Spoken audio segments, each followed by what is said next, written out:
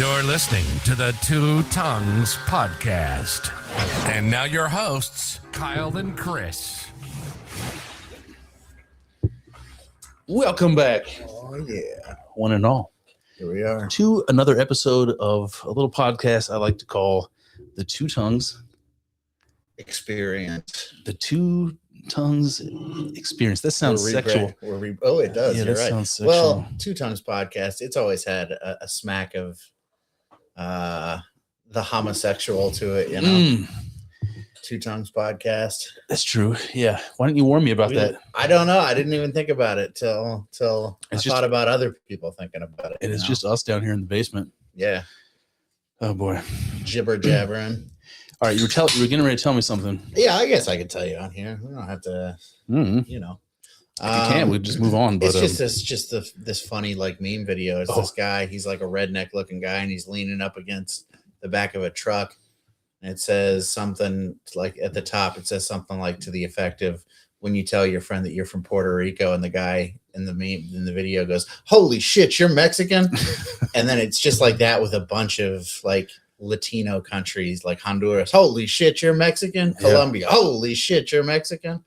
It's just a funny meme. That reminds me. Holy shit, you're Mexican. Reminds me of a conversation I had today in the car, where my youngest daughter was trying to tell me about a kid in her class that speaks Spanish and what country that girl is from. And we're like, "Well, what country is she from?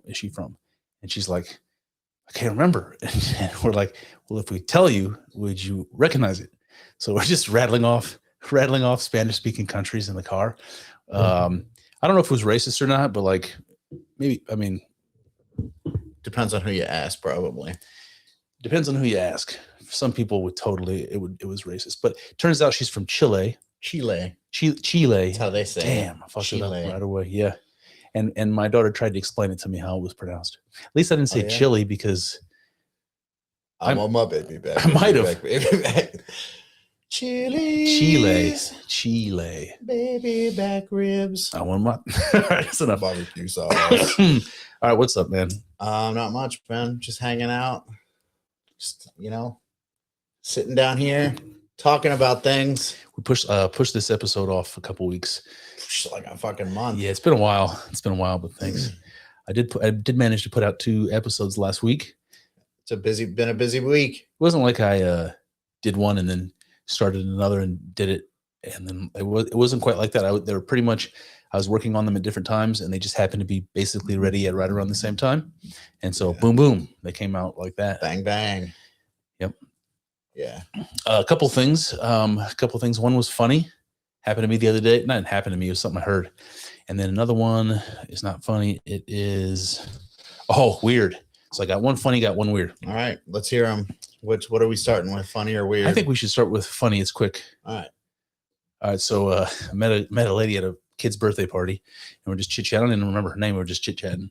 And she says one of her kids' name is Vladimir. Cool. Okay. And that's what I thought. We're like, oh, is that is it like an ethnic name? Is it like a family name? Are you Russian or something? And she's like, actually, my family's really big hockey fans, and we named him after this hockey player. She told me whose name, I don't remember. His name was Vladimir something or other.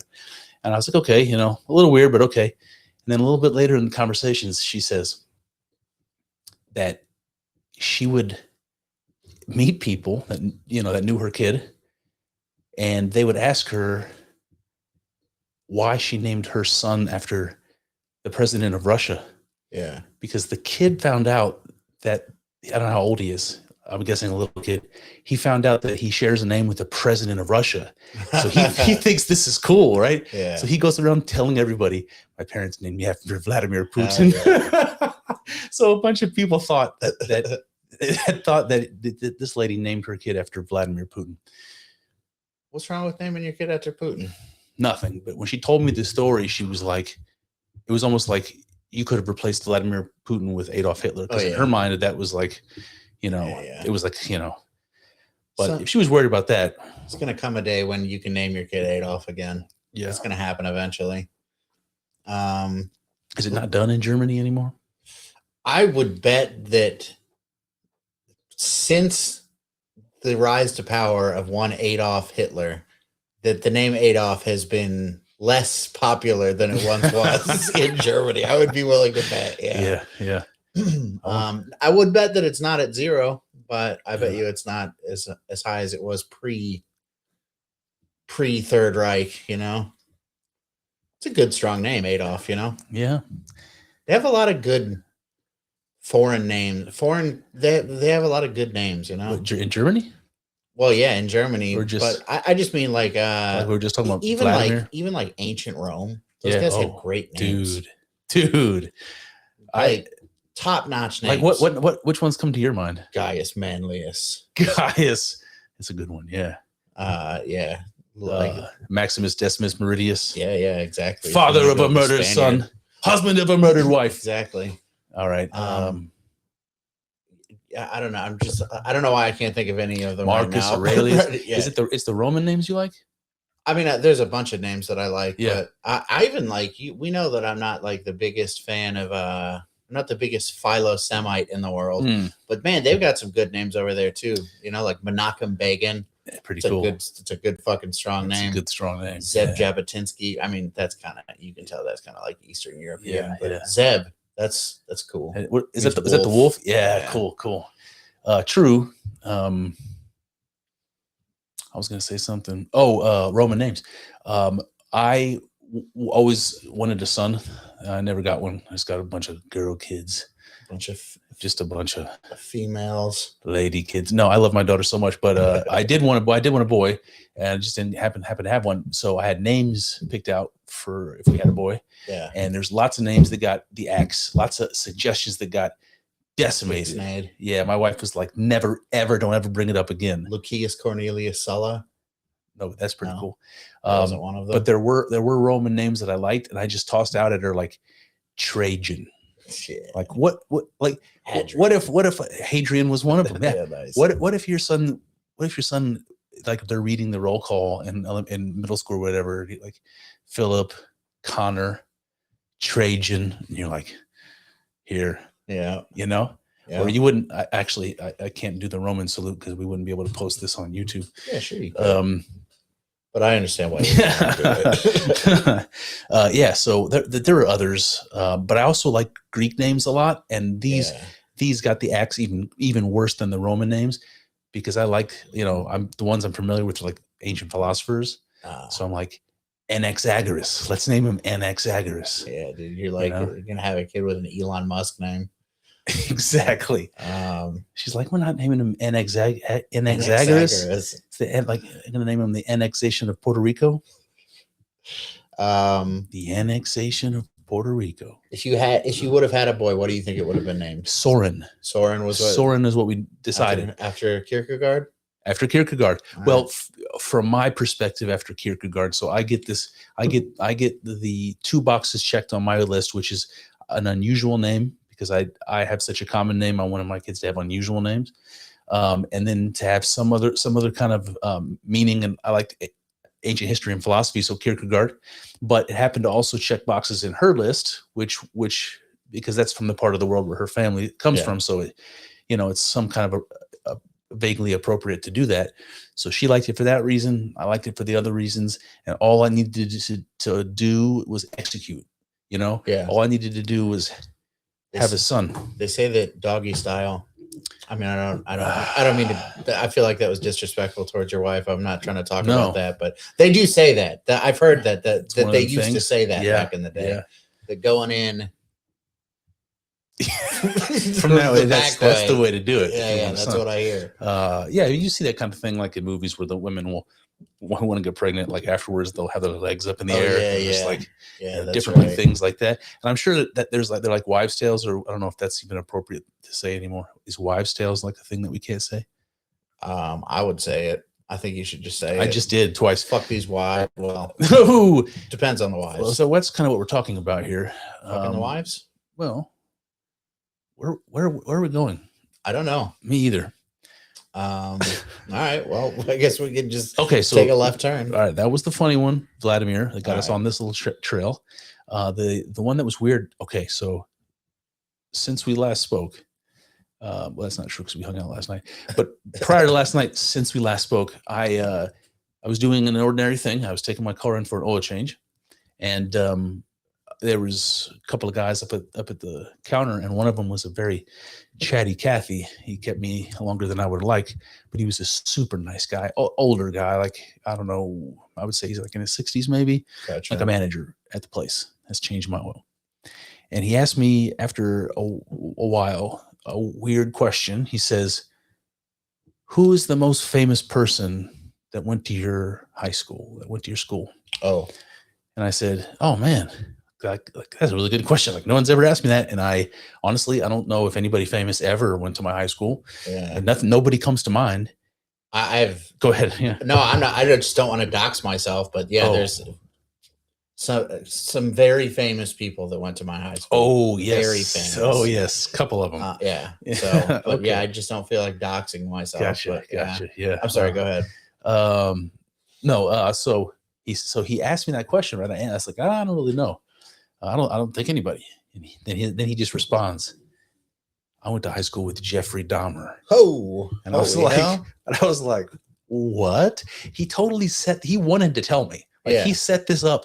He set this whole conversation up so he could tell me this. Yeah. Like I said, he was the chatty Cathy, and he wanted to talk about this.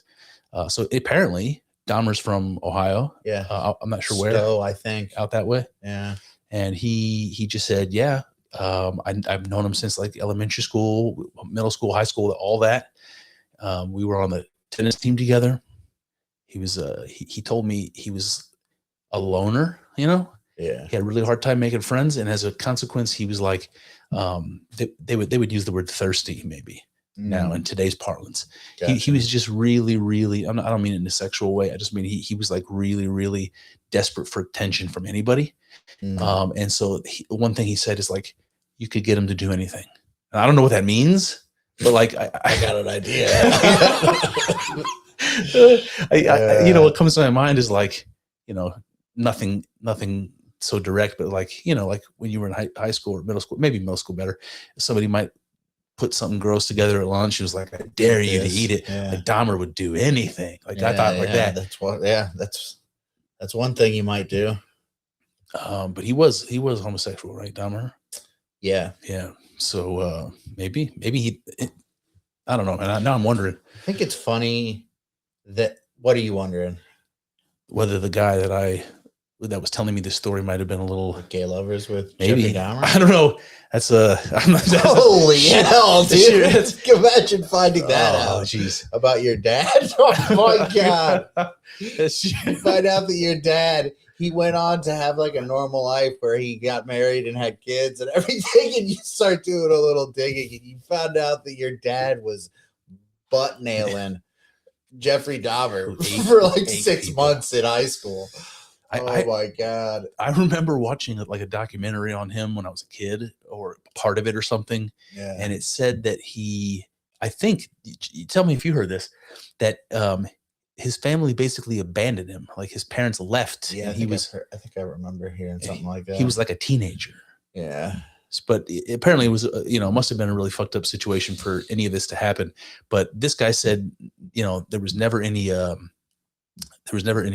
like thought that he was dangerous or whatever. Just a weird dude. And the way he spoke about him, man, it was like with so much empathy. It's like the memory of that little Dahmer kid was like, it was like heartbreaking to him, but the dude wanted to talk about it. That's the point. He set up this whole thing. Does any part of you doubt whether it was true or not? No, because he was, could I have been fooled? Yeah, sure. But I don't think the guy had any reason to. He also told me like he was, that there was a book written about it and a documentary made based on the book. I think it was called My Friend Dahmer or something like that. And the guy who made it was one of their friends in the same group of friends as him. He was just one of the other guys.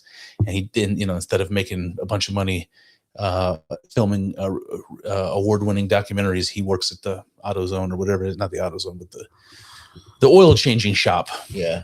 The Valvoline. Very nice guy, but like I said, chatty, and he told me that, and I was just like, oh, I'm saving that nugget. I'm going to tell Kyle that on the story. You know what I think's funny about Jeffrey Dahmer? Let's hear it.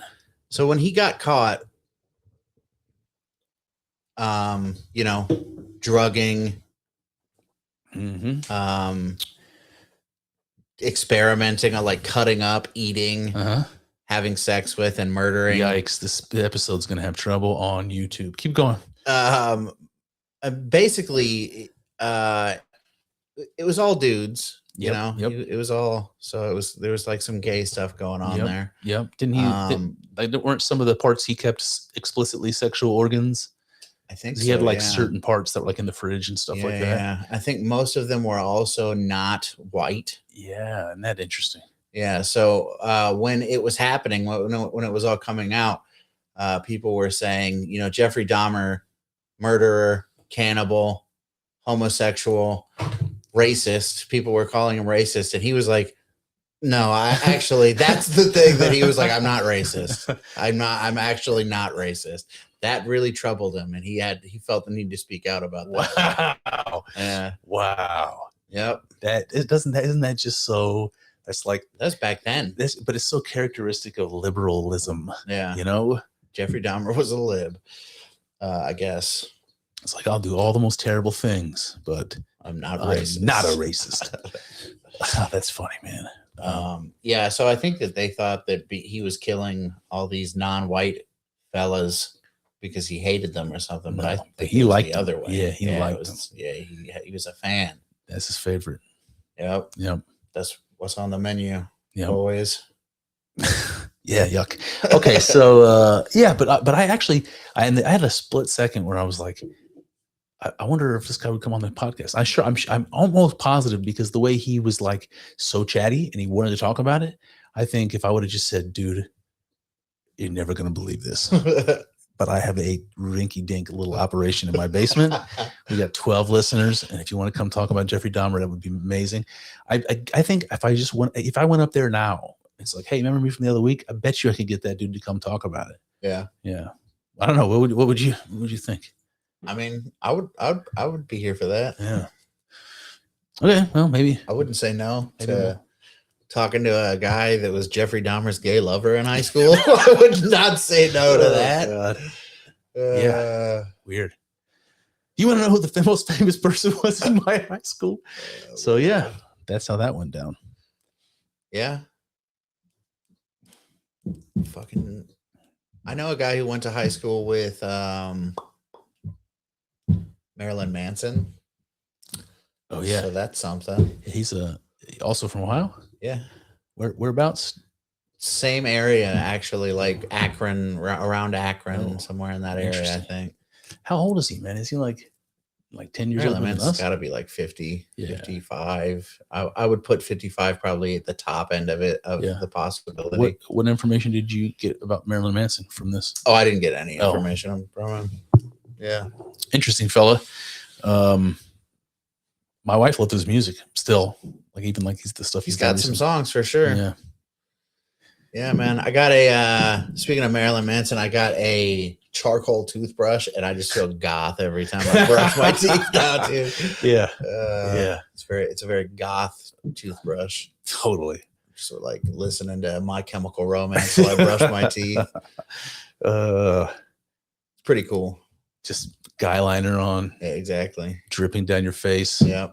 Because of Matt definitely would have had a charcoal toothbrush back in the day. Our friend Matt. Yeah. He for sure would have. Boy, I got to tell you, my wife was just up there yelling that there was too much noise because Daddy was recording. Yeah. And I swear to Jesus H, guys, someone's bouncing a baseball directly over my head, over and over and over again. And there it is. It's over here now. It's pretty funny. I'm gonna lose my goddamn mind. Okay, hold on. That's Vladimir and the Jeffrey Dahmer story.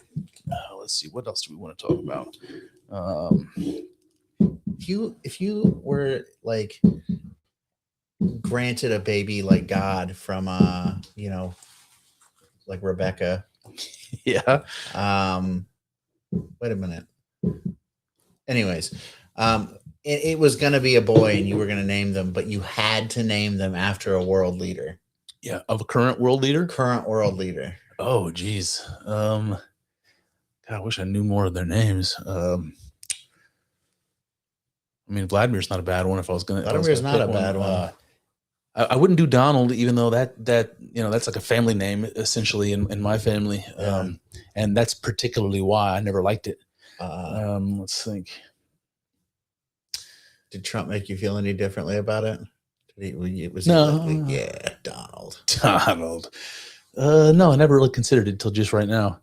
But it's like, when you're little and people are, trying to be mean to you, if you have like a name that has any weakness. Yeah, it's a vulnerability. Yeah. Yeah. So I was Donald Duck and all kinds of things, Yeah. I don't know why being called Donald Duck is an insult though. He's a stupid cartoon character, Yeah. He is that. Boy, where was I going? Did you see? I just saw a news story the other day that said the domain name alien.gov and aliens.gov have been secured by the federal government. Yeah. Did you hear that? No, I didn't hear that. Apparently, this is I don't know if this is if it means anything at all, but it seems to be associated with the UFO. What do they call it? What do they call it? I don't know. Movement, disclosure. Oh, gotcha. Whatever. Yeah, the files, the UFO files. Yeah. All right. That was my best. Alex Jones slipped in Alex Jones for like a fraction of a second.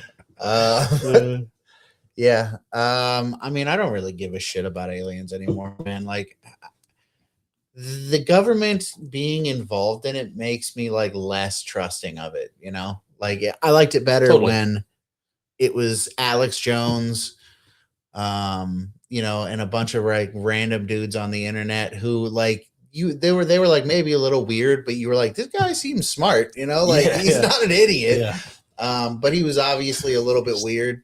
I liked it better when it was that, and when the government was like, there's not aliens. What are you talking about? No, of course there's not any aliens. Now I don't trust any of it. Dude, you know that you may know the specific details. All I remember is seeing a video, and this looked like, if memory serves, it was maybe this would have been in the 70s or 80s, of a politician giving a press conference, and he comes out with a big paper mache alien hat on or something, just to kind of make fun of the whole thing. There was oh yeah, oh shit, man, now I gotta look it up. I thought you were talking about Bud Dwyer for a minute. Let's see what AI can help us to determine. Hey, yo, AI. Yo, AI. Let's see here.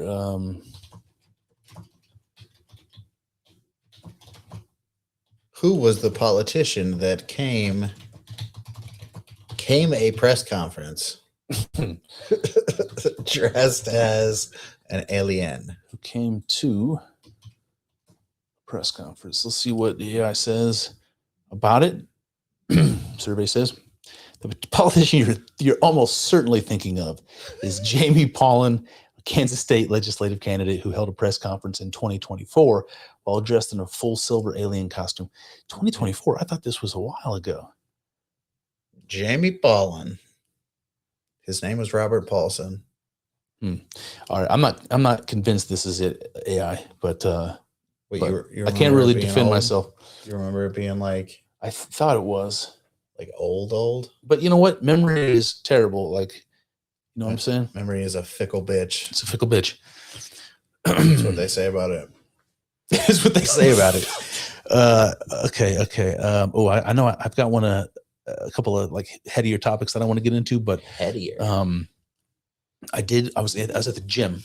Oh yeah. Okay. Pumping some iron. I was doing cardio because I am a fat boy. Oh, okay. And pretending like you're running away from a bear. Yep. I was running away from diabetes. So anyway, the bear of diabetes. Some of these TVs at the gym, it'd be like trivia. It'll be like a trivia thing, right? So you can do the trivia while you're running. Test yourself mentally as well as physically. Yeah, it's like a holistic sort of situation. So anyway, one of the things was a fact, a weird fact, and it was called Alice in Wonderland Syndrome. Yeah. Have you heard of this? No, I don't think so. If I'm not mistaken, I'm trying to think of what it could be. What? This is so funny. I just so sure that what I assumed it is it is, and then your uncertainty about what it is makes me question what my certainty. I was thinking, is Alice in Wonderland syndrome something where you perceive certain things to be bigger or smaller than they are? The way that Alice shrank and grew with she drank the potion and ate the cookies. I was thinking that it was like some complete disassociative kind of a thing, like thinking of the world, that you're in a completely different world. That also makes perfect sense. Let's find out. Let's ask AI. Perplexity? No, we're not the Joe Rogan experience. Or the two-tongue experience.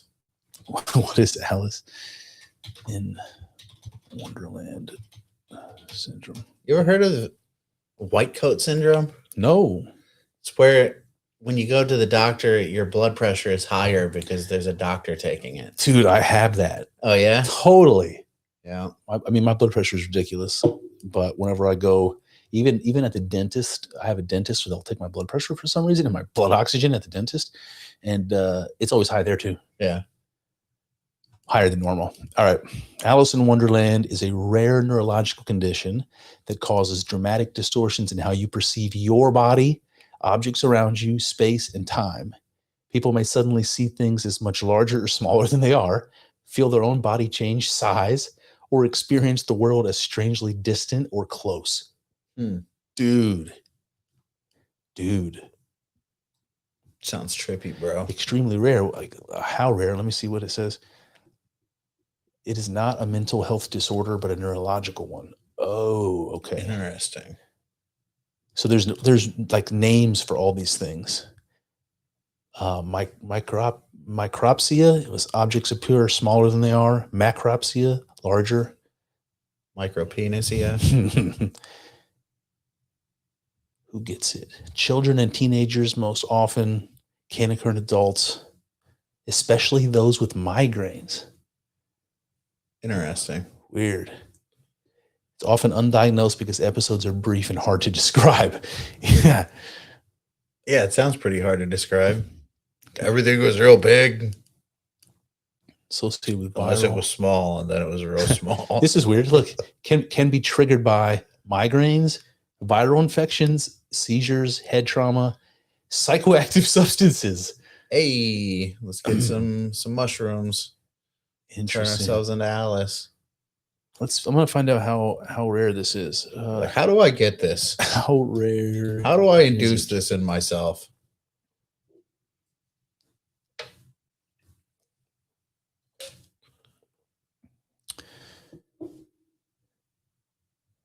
Research shows up to 30% of adolescents report at least one Alice in Wonderland like perceptual distortion in their lifetime. I don't buy it. I don't believe that. No. What is a crock of shit? Whatever the fuck this is called is lying to you. Adults with migraines, 16.5%. Come on. That doesn't seem that rare at all. All right. Well, interesting. So I thought I would ask you if you know about any weird medical shit. You have any knowledge about? I can't think of anything off the top of my head. I'm sure I do, though.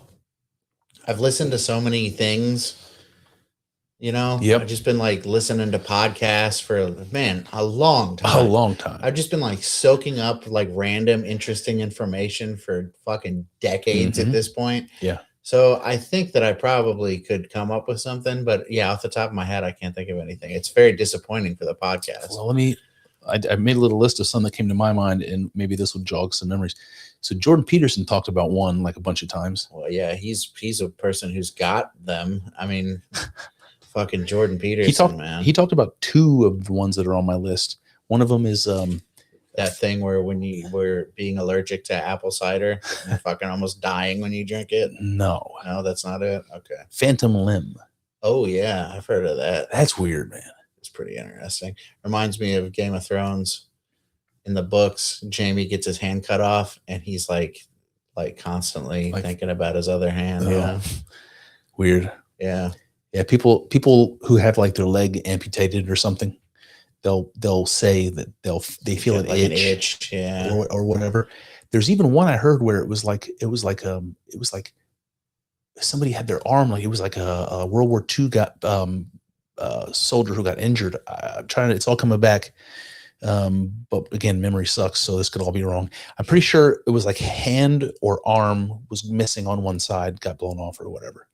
And he had a muscle spasm, you know, like a bad muscle spasm that was like the muscle was twisted and flexed and hurting. It was hurting. If you've ever had that happen, it's it's fucking alarming, right? And until it starts easing, that type of a cramp, muscle cramp, is like painful, right? He had that in his missing arm. Oh, okay, and it was constant. Okay, and his arm doesn't exist. How can he like do anything about it, right? It's all in his mind. And so they ended up like giving him all kinds of pain meds. He was like all drugged off out of his mind. And every time he came to enough to like understand what was going on, the fucking right back to the pain in his missing arm. So what they did was they eventually brought in a psychologist, and he did one of those things where they put I don't think it was a mirror. I think it was like a fake arm or something. And he was looking down at his fake arm and his real arm, and the doctor's telling him to, on his actual arm, squeeze or whatever, and then imagine he's doing it with both arms, and then relax. And as soon as he did that, pain was gone, cramp was gone. All in his mind, man. Yeah, it's interesting. I've seen a video of this guy. He's sitting at a desk, and there's this guy doing a demonstration who's like standing behind him, and he's got his hands like on the desk like this, and they cover up one of them to where he can't see it, and they put like a fake hand in front of him, and they keep like everything that the guy does to the fake hand, he's also doing to his real hand, until it becomes like your brain just like accepts that this is the real hand.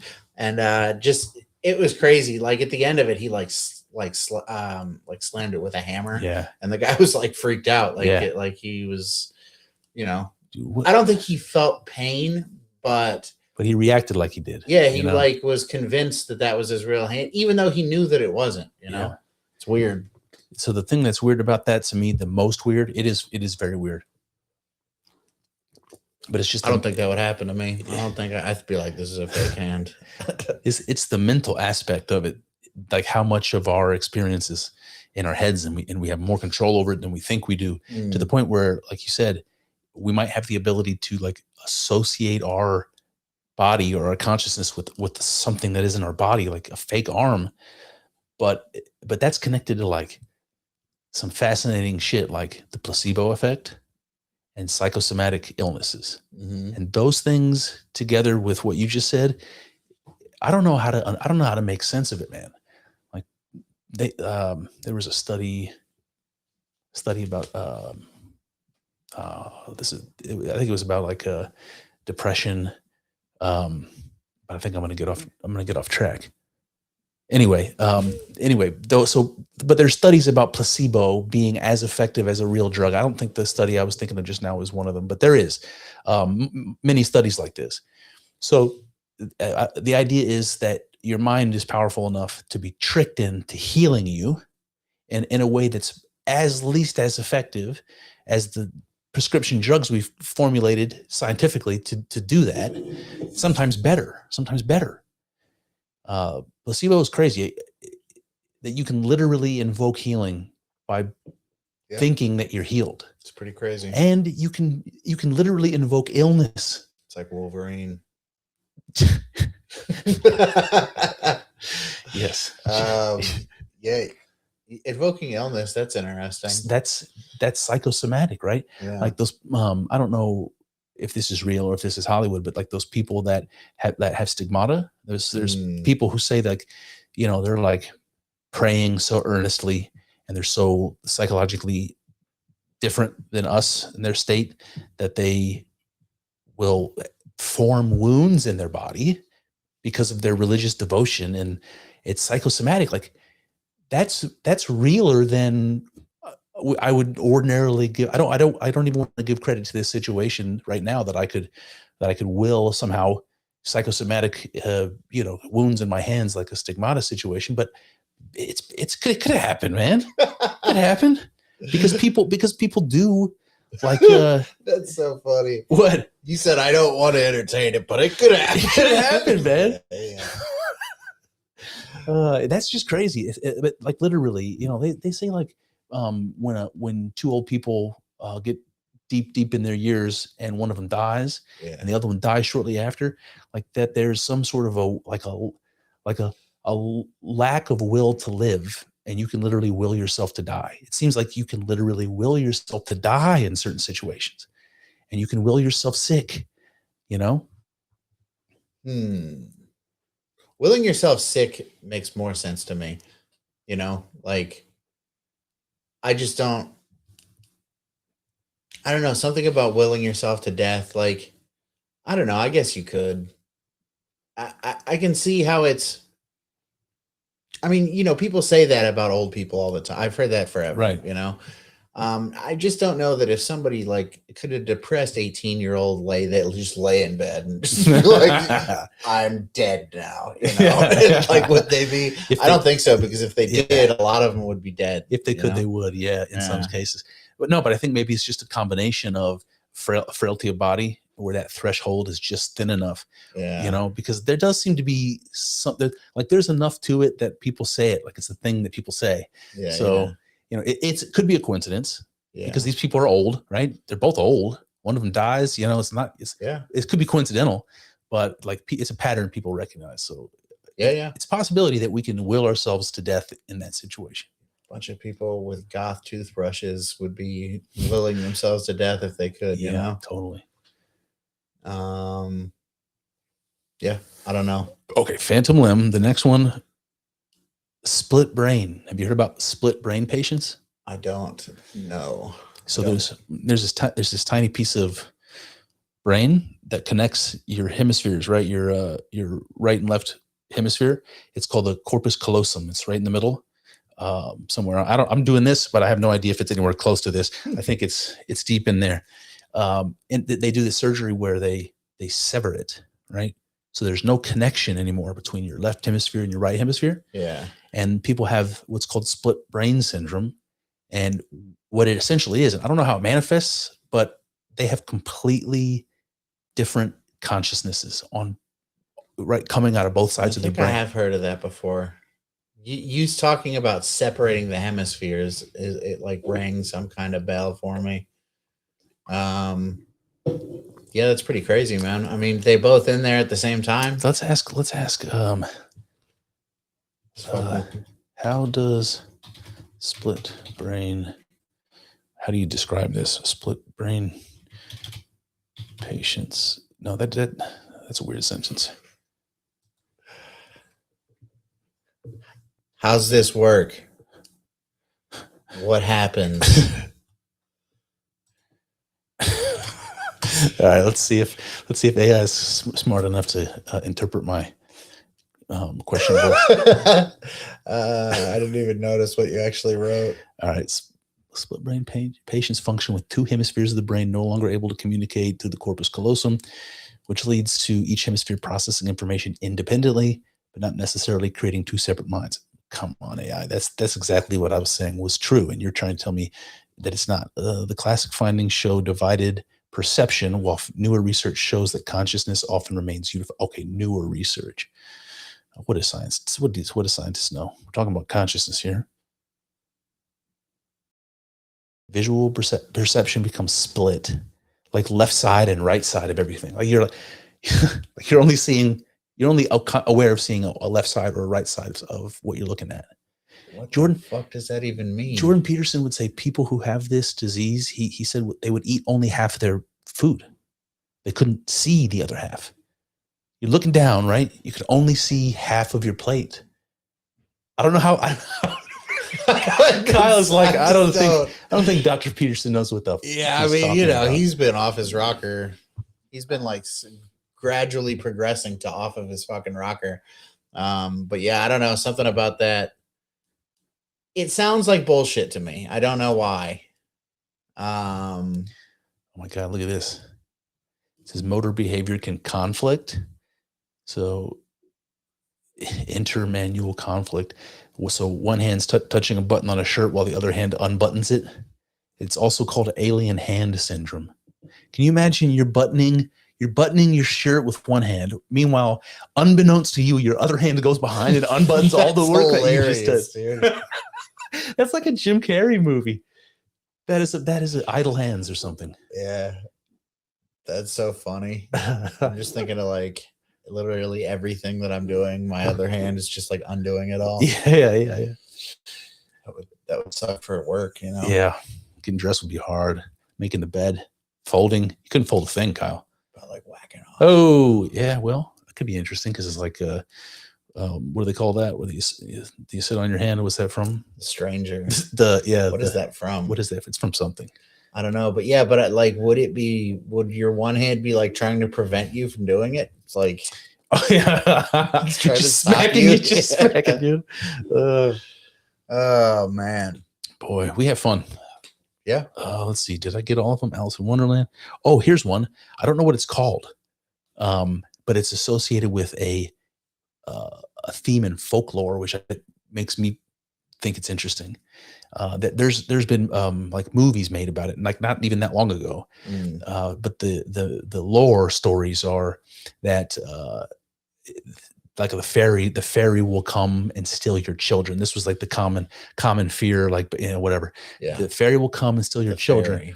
But what they'll do rather than just taking your kid is they'll put in its place a fake, right? So they take your real kid and they give you back a robot, a fairy robot that's not real, but looks just like your kid and acts just like your kid. And so in the myths, the mothers would be like, these aren't my kids, or whatever. So they call it a changeling.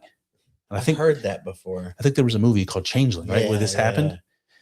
So this is like an old folklore motif.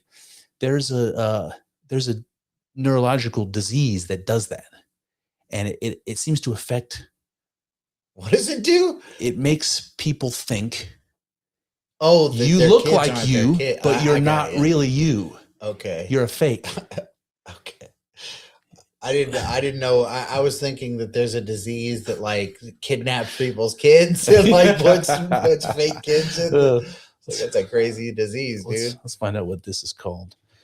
What's the disease where you think people? Oh, no, that's not how you do it. People throwing some shit at this AI today. Placed with a fake. All right. So everybody says the condition you're describing is called Capgras syndrome, a delusional misidentification disorder in which a person believes someone close to them has been replaced by an identical imposter. It's pretty cool. Dude. It's a movie right there. What causes it? It is a movie. Totally. Most often directed at spouses, parents, children, or caregivers. It can also apply to pets. Oh, no. Rarely to one's own reflection. Oh, shit. Looking at yourself and you're like, nope. No, I'm better looking than this. All right, let's why it happens. It's associated with schizophrenia, dementia, Alzheimer's, Parkinson's, traumatic brain injury, stroke, and epilepsy. Let's see. Is this related to changeling lore? That's fascinating, it says. A fascinating conceptual overlap. You see how AI like pats you on the back? Gasses you up. Capgras syndrome and changeling folklore, but they come from completely different worlds, one neurological, one mythical. I fucking know that, dude. That's why I made the connection. Synapses were firing. AI, don't you know? Yeah, it just says Capgras syndrome, the modern clinical version. Wow. In the myth, a loved one has been replaced by a lookalike who is not the real person. Capgras. Interesting. Very weird. Yeah, that is pretty weird. Imagine if that happened. Nobody would believe you. No one would believe you. He's like, no, we're going to classify this as a mental disorder because you're already fucked if you think this. Yeah. Man. Well, I'm trying to think. I still can't really think of anything. Imagine a mother thinking that their kid, and like the way that you would treat that kid if you really Yeah, thought, it's like a demon. yeah, you would, golly, that would be like just a trauma-inducing volcano eruption on everyone involved, man. Terrible. Scary. You might even have the mother like harm the child, and Could be. And schizophrenia is most common in women, and most commonly, I think it usually like arises around like the late teenage years or something like that. Yep. So right around the time you're at childbearing years, Yep. Yeah. Smoking weed is not good for you. Have you heard that? That like in terms of schizophrenia, yeah, that it's like makes having an episode like way more likely. That if you're susceptible to schizophrenia, you should like avoid smoking weed at all costs. I have heard that.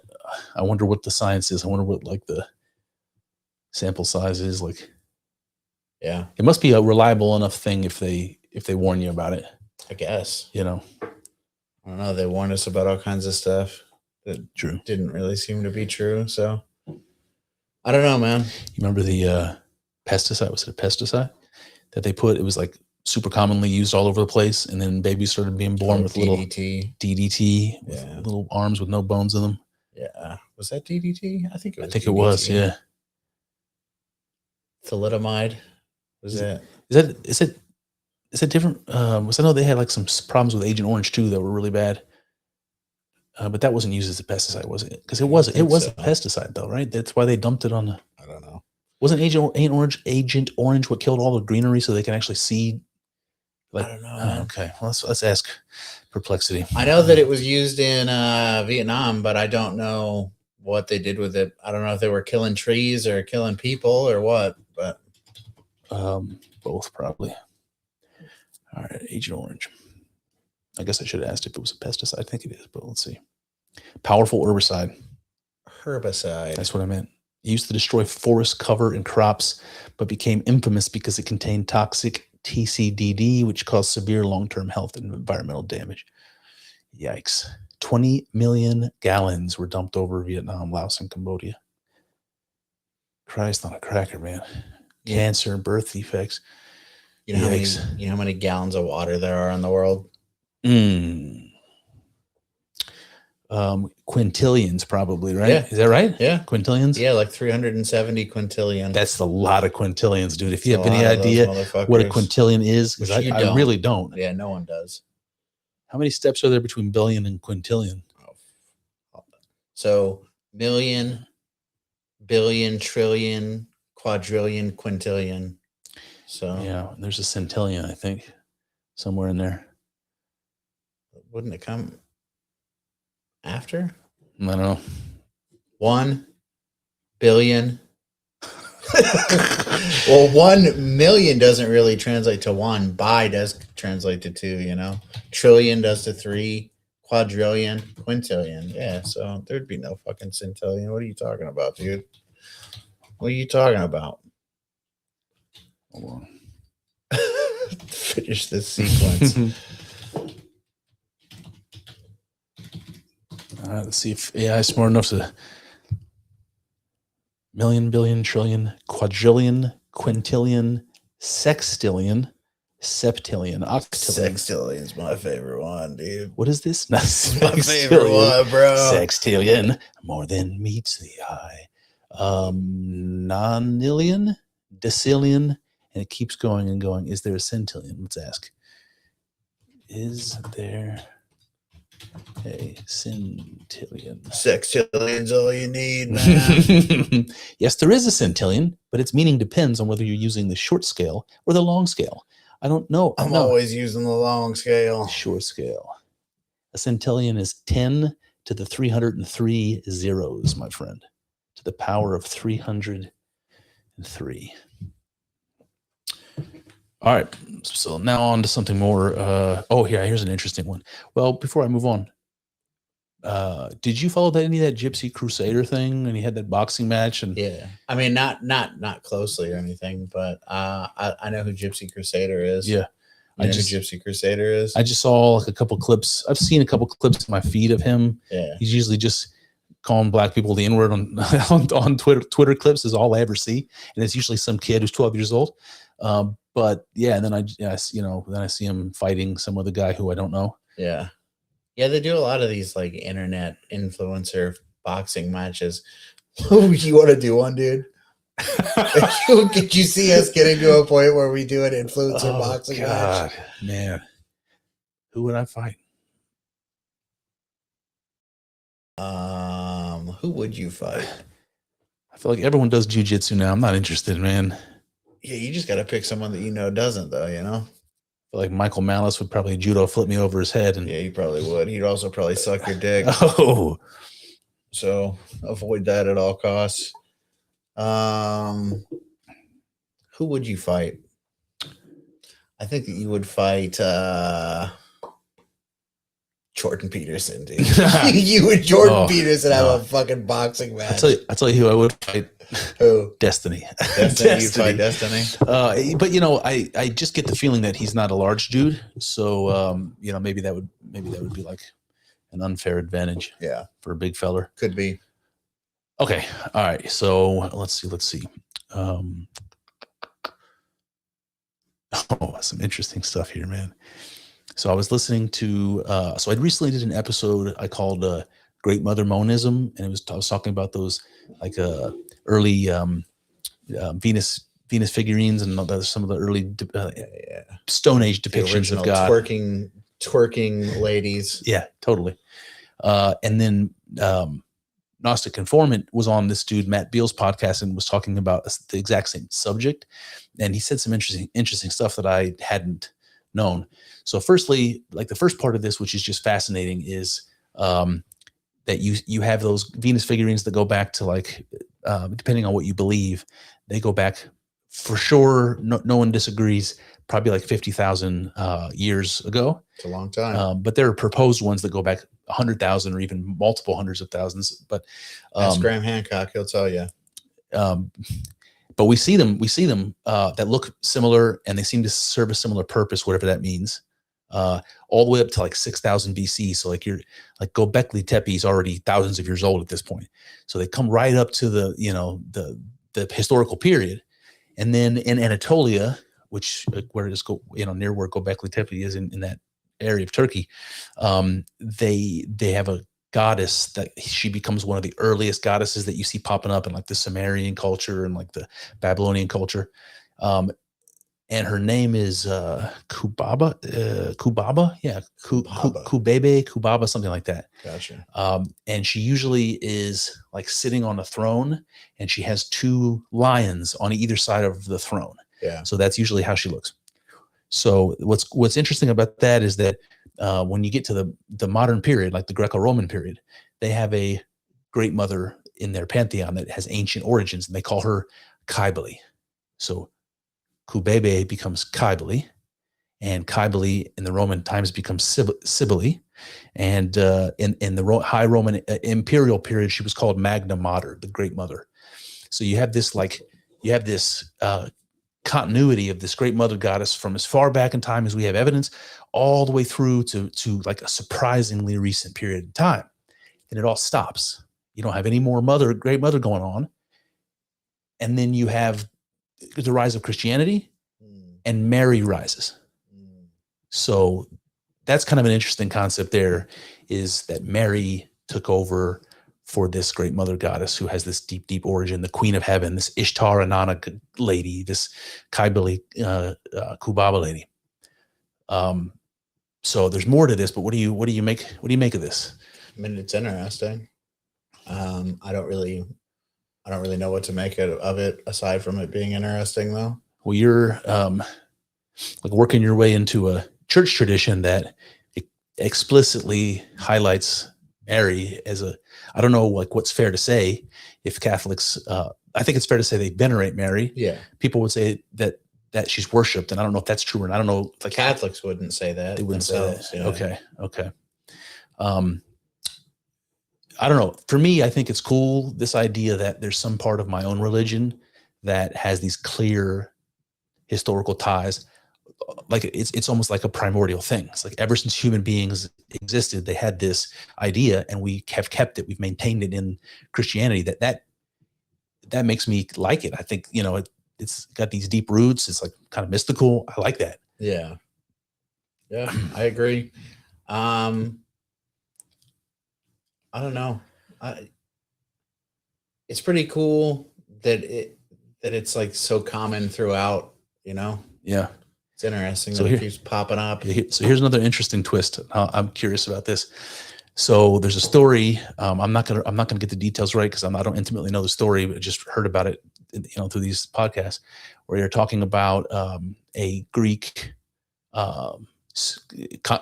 the Hellenization of the Middle East, basically, and the Greek conquering most of the known world. And what they would do is they would consult oracles before they would go to war, and they would ask the oracles, "Is it a favorable time? What's the outcome going to be?" That kind of thing. Yep. And the oracle tells, I don't know what general or what king this would have been, so forgive me, but they tell him that you need to go to Anatolia, you need to sack the city, and you need to take the statue of the Great Mother. This would have been Cybele at the time. And if you take that statue back to Rome, Rome will become great. And so that's what they do. And they sack the city, they take the Cybele back to Rome. And that's at the point historically where Rome starts to ascend. And that statue didn't leave Rome until the Christian era. And as soon as they get rid of the statue, because of the response to the Christians, then Rome falls. So they were told, right? And whatever 1,000 years BC, that they needed to take the statue and it would make them great. They have the Great Mother on their side. And then as soon as they get rid of it, like, no, we're monotheists now, we're going to get rid of the statue. That just happens to coincidentally be the time when the empire starts to decline. And it doesn't return to greatness until Mary takes the place. Until Mary, because apparently Mary veneration is not like a primordial Christian thing. Like it was a development of the religion. This is what the historians say. So there was a period of time in early Christianity where Mary was not as significant as she is to Catholicism today, but she became significant. And as soon as this happened, then the empire began to flourish again. So I probably got a lot of those details wrong and just trying to retell the story. But it's just a fascinating story, and I'm curious. I wonder how long it took, if that's true. So I'm not really willing to accept that it is true. Yeah. On its face. It wouldn't surprise me if it was either. But that Mary was not at one point like venerated. You know what I mean? Mm-hmm. I just wonder, like, it makes sense to me that they wouldn't really, while she was still alive, to some degree. You know what I mean? Yeah. It would seem weird if they did while she was still alive. Yeah. So just wonder, like, how long after someone dies do you start like venerating them, maybe immediately. I don't know. Yeah, I don't know either. I could see it being immediately, like, especially you hear some of the stories that these saints did, and you could be like, I could see being like, this is a holy person.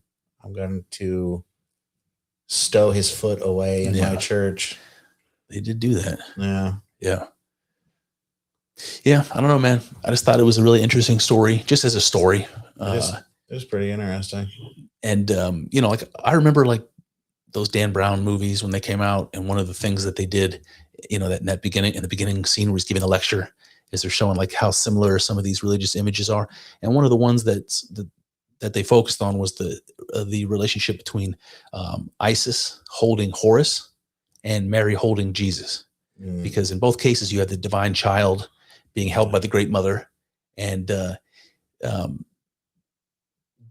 symbolism is astonishingly similar.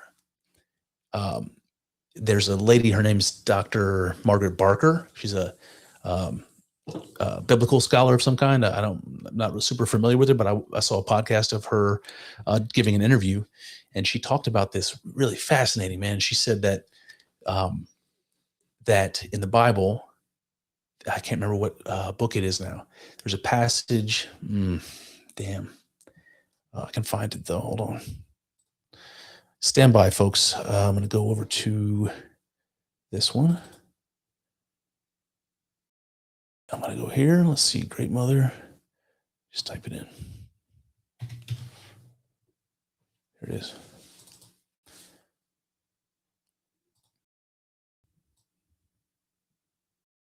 All right.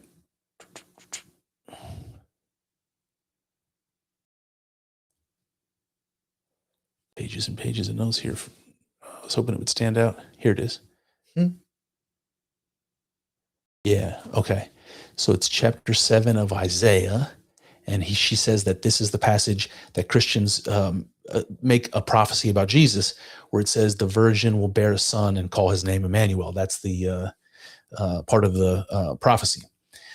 She says that, there's some confusion in terms of the translations, where some of the translations will say a virgin, and she's like, no, very, very clearly it does say the virgin. And she's trying to make a point here. She's saying that like the virgin is a specific person. Like a virgin could be any woman, but the virgin is it's almost like a title. Yeah. And in this case, she thinks it is a title. She thinks, like I said earlier, the Queen of Heaven. So Ishtar, Inanna, that goddess was called the Queen of Heaven. That's like, one of those titles that the gods would go by. And the virgin, she says, is one that Asherah from the Bible, the one that's associated with God, is usually talked about as his wife. She was called the Virgin. Anyway, she goes on here to talk about how the Dead Sea Scrolls, when they found the Dead Sea Scrolls, it has a slightly different version of that passage. And it says right here, let's see. She says, when Isaiah is speaking to the king, he tells him to ask a sign from the Lord your God. But the Qumran text says, ask a sign from the mother of the Lord your God. And she says, and in the context, it looks like the virgin is the mother of the Lord. And this is where I differ from other scholars who suggest she was God's wife. Does the Lord have a wife? No, but he has a mother. Okay.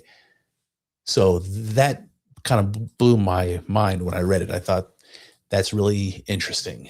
This idea of God having a mother, and it's connected to the story we just talked about.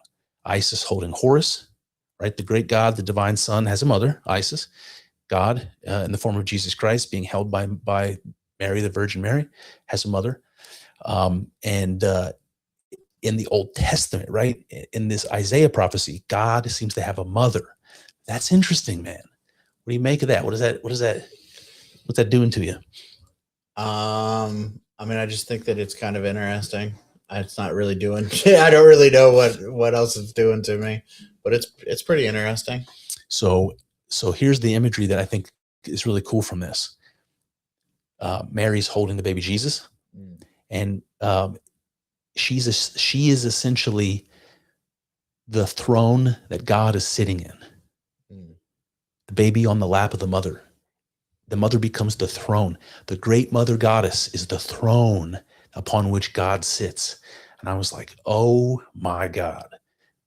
Makes the hair stand up on my arms. I thought that was very cool. Yeah. When you consider that it's tied back to that tradition that goes back to the Stone Age, it's like, man. Yeah. What is the significance of her being the throne? Well, I guess what it does is it brings back this ancient religious idea into the Christian monotheistic tradition in a way, even if it's just symbolic. It brings it back into my consciousness, which I think is cool. That is cool. It also makes room for the divine feminine, which is I know it's like a kind of like a lefty progressive, hippie thing to say, but it does provide room for the divine feminine. And I believe that, God is the union of opposites, that means it by necessity is both masculine and feminine. And if you imagine God as the Father and only the Father, you're missing something. This is why both Christians, many Christians believe that the Holy Spirit component of the Trinity is a feminine component. I don't know if you've heard that, but yeah, we've talked about that. Okay. Yeah. Yeah. So the great mother is the throne. So Jordan Peterson has a psychological way of talking about this, where he says that that the Great Mother is this chaos thing that's there in the beginning, right? The Tehom, the Teha Wobohu, or whatever. So the chaos, even in the ancient Greek, said in the beginning was chaos, right? Tiamat was the goddess of chaos, the dragon of chaos. So chaos is there in the beginning. Well, that's the thing that God uses to make the world with, right? But chaos is the Great Mother. Like it's a goddess. If you imagine chaos as a goddess, it's there in the beginning with God.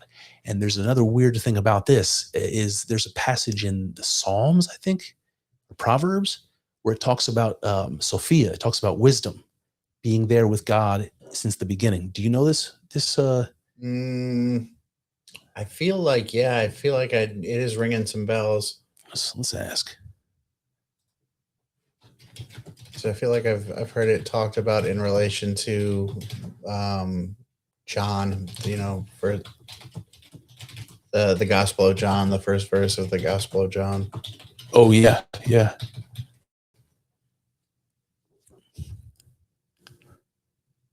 Oh, that would be one way of making sense of it for sure.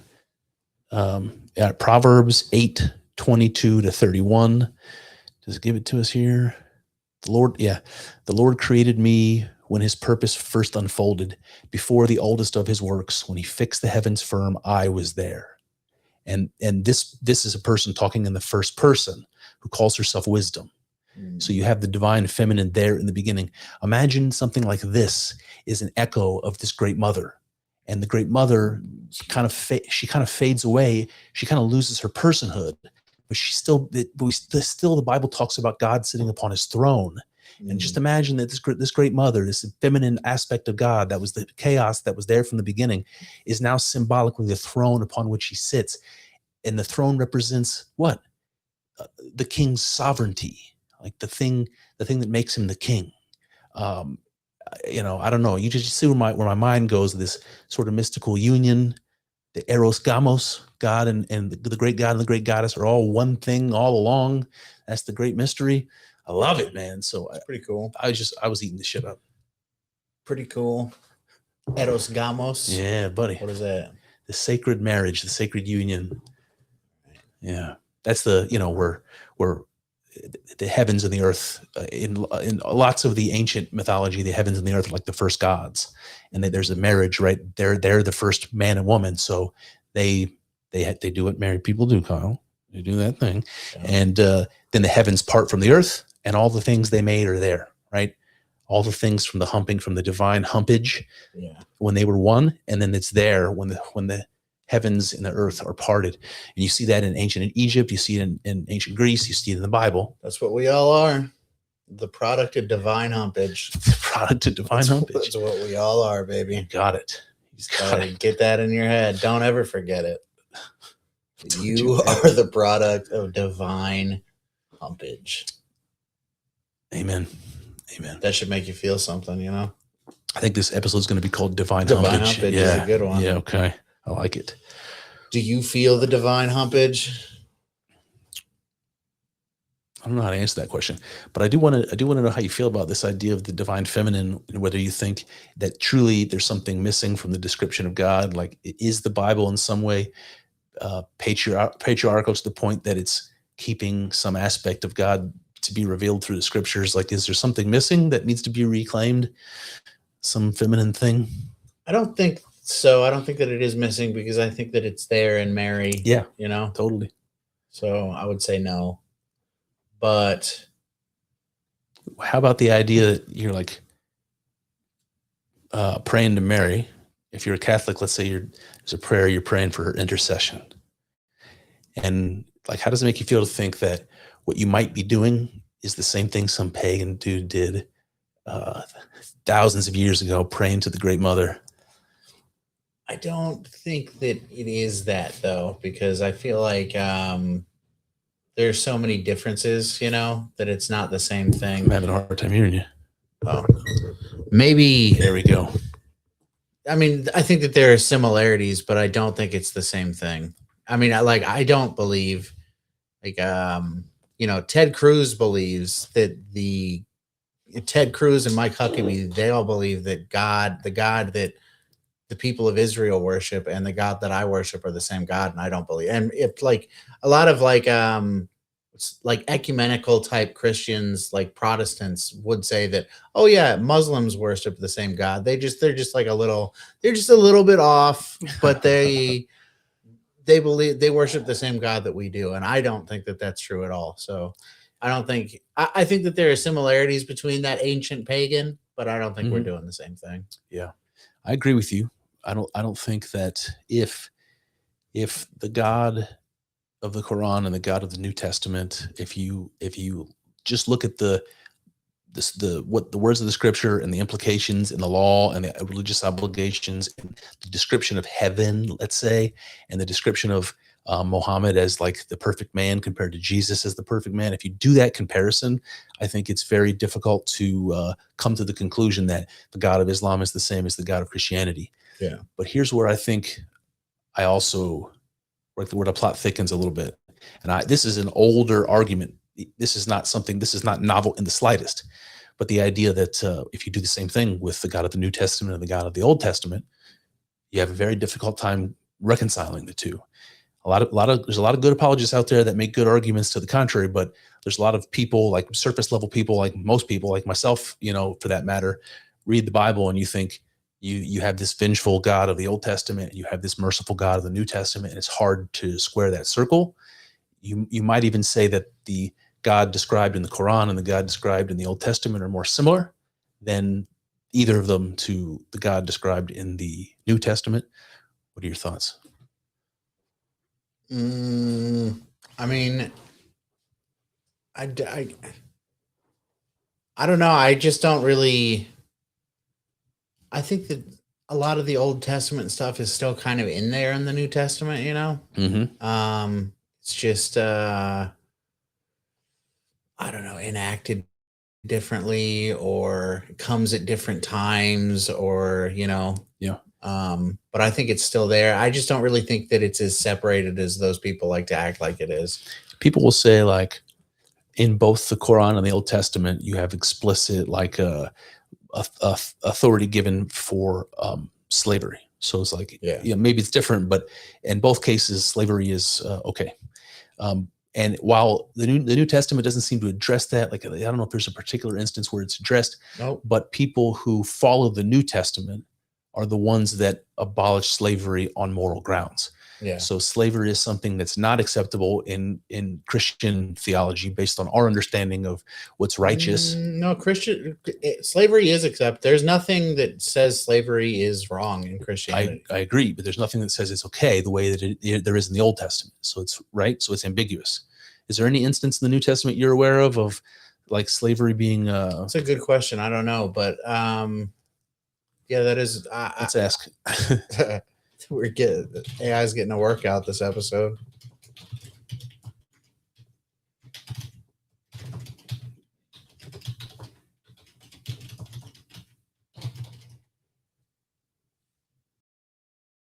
Survey says, yes, several New Testament passages do instruct slaves to obey their masters.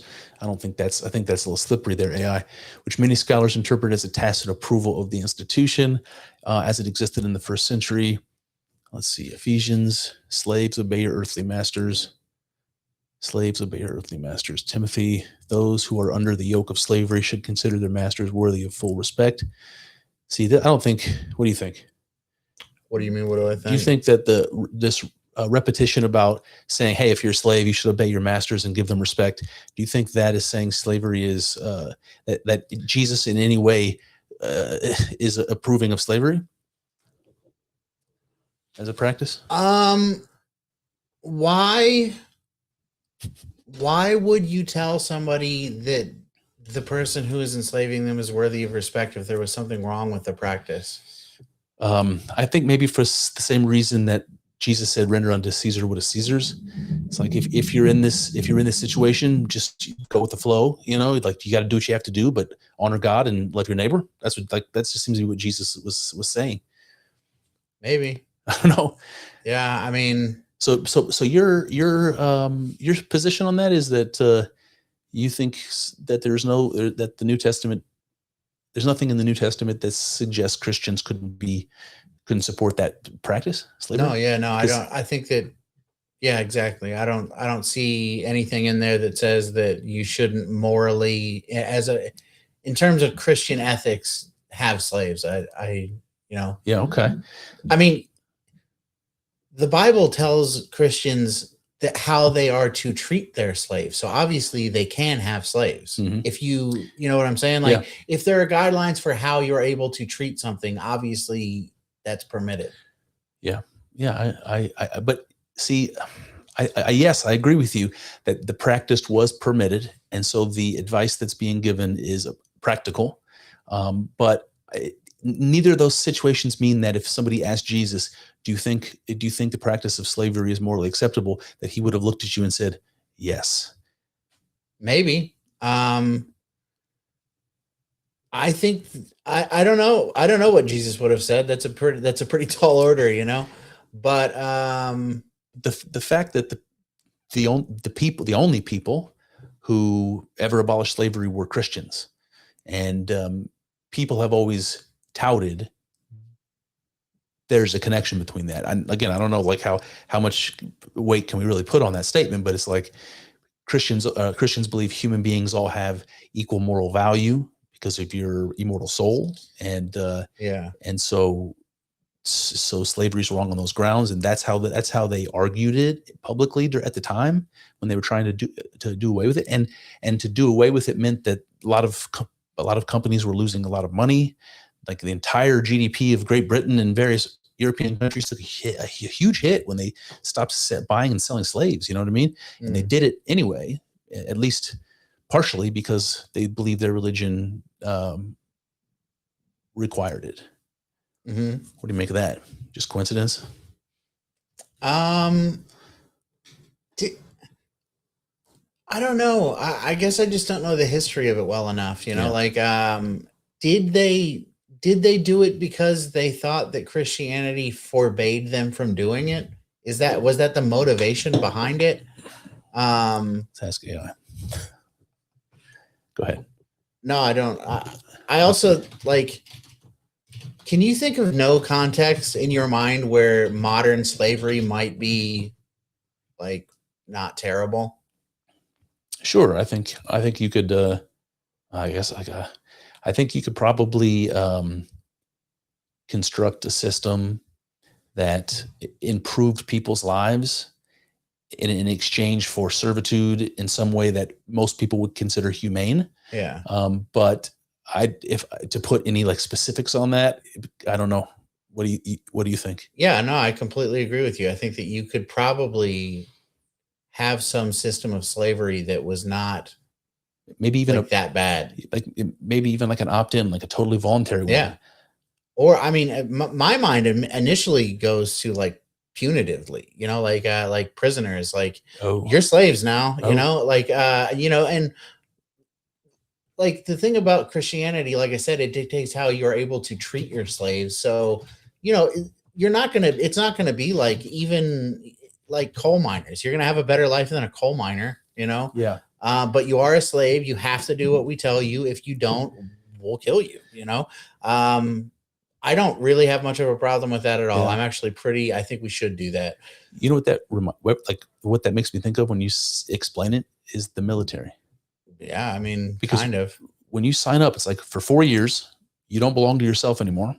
You're 24/7 belong to the government. Yeah. You might have time off, but if shit hits the fan, you got to go. You don't have a choice. And if you don't, there's severe penalties. Death, potentially. Yeah. So that's like it's sort of indentured slavery, like a period of time where you sign your life away. Yeah. Well, but imagine, and I guess that exists. But imagine, the military is a version of this. But imagine that you're homeless, destitute, or you're, you know, for whatever reason not able to make a decent living. You're just always going to be poor. Maybe you have a disability. Maybe your IQ is 70. Whatever it is, there's a lot of people that might find themselves in that situation. It's like you're just going to live a shitty, at least from a standpoint of money, like just a poor quality of life. Probably die young and sick and all that. And you could instead say, I'm going to contractually sign my life away. I'm going to get square meals. I'm going to get housing. I'm going to get all my needs taken care of. All I have to do is XYZ for the rest of my life. Yeah. People would sign that, you know? Yeah. I mean, I think that you were saying, imagine that you were homeless, whatever. I think that a lot of people who are like, they have that opportunity and they don't, and they're still homeless. You know what I mean? Yeah. So I think that a lot of people who are the type of people who would become homeless are not going to do well in the military. You know what I mean? Yeah. So I do think that there's like some kind of, like, you're either going to be this or you're going to be that, you know, like you're probably not going to be both, like both a homeless, crazy person and a person in the military. Like, I think that some people do join the military and they get shown out of the military pretty quickly. A lot of them. I'm sure. Yeah. You hear a lot of stories about people getting, you know, what's the word? What do they call it? Court-martialed. Court-martialed, yeah. Yeah, just drummed out. It's like, you're a fucking psychopath. You Yeah. can't be in the military. Yeah. Too much. You're too much of a psychopath for the military. I've never heard any like specific examples of that. Like I went to school with some people that were in the military. I have some people in my family that were in the military. The only people I know that ever had any kind of discharge that was like involuntary. I had a buddy of mine that got discharged from the Navy because he smoked some weed and just they happened to have a drug test, and he was, you know, I don't know. Like, this is a story he told me. I have no reason to really think he would be lying to me, just him and me talking.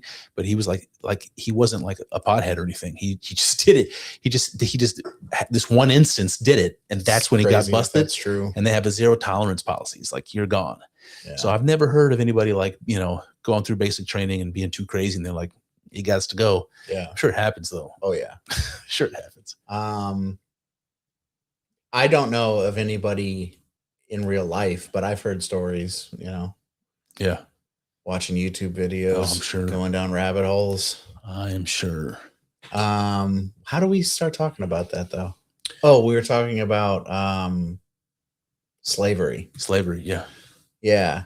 So yeah, for punitive reasons and for what you were talking about, like kind of, I mean, I think a lot of people would be like, well, what's the difference? Like, if you sign up of your own volition and you join some kind of slavery program. Yeah. I think a lot of people would be like, well, that's a job, you know, like that's not really slavery. Yeah. It's like, it would be like, imagine someone right now that lives entirely off of social welfare benefits of various kinds, right? Their healthcare, their food, all that stuff's taken care of, their housing, all that stuff's taken care of by the government. The only thing different between what I described in that situation is that the person has signed a contract saying, I have to do whatever the government requires of me for the rest of my life. Yeah. You know? Yeah.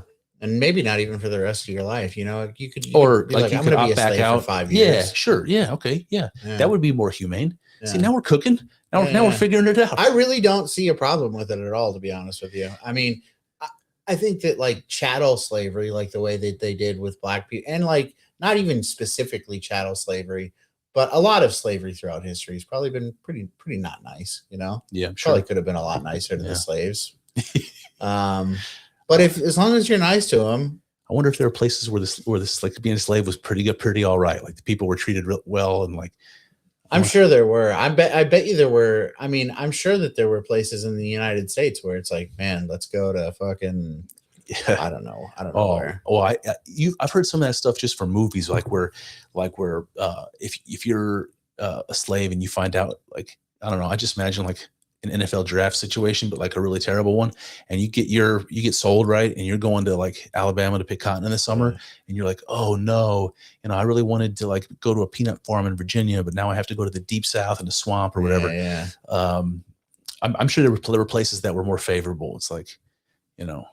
Yeah. I want to be well, from what I understand, the Caribbean islands were like terrible. Yeah, like you did not want to go. And the Americas, like America was actually not bad. It's like, oh, all right. I mean, it's not great, but yeah, from what I understand, I have to imagine islands were terrible. I have to, because I know the numbers. I saw the numbers a few times about how many slaves came from which countries and where they went when they crossed the ocean. And I think it was like 300,000 that came to the United States. Does that sound right?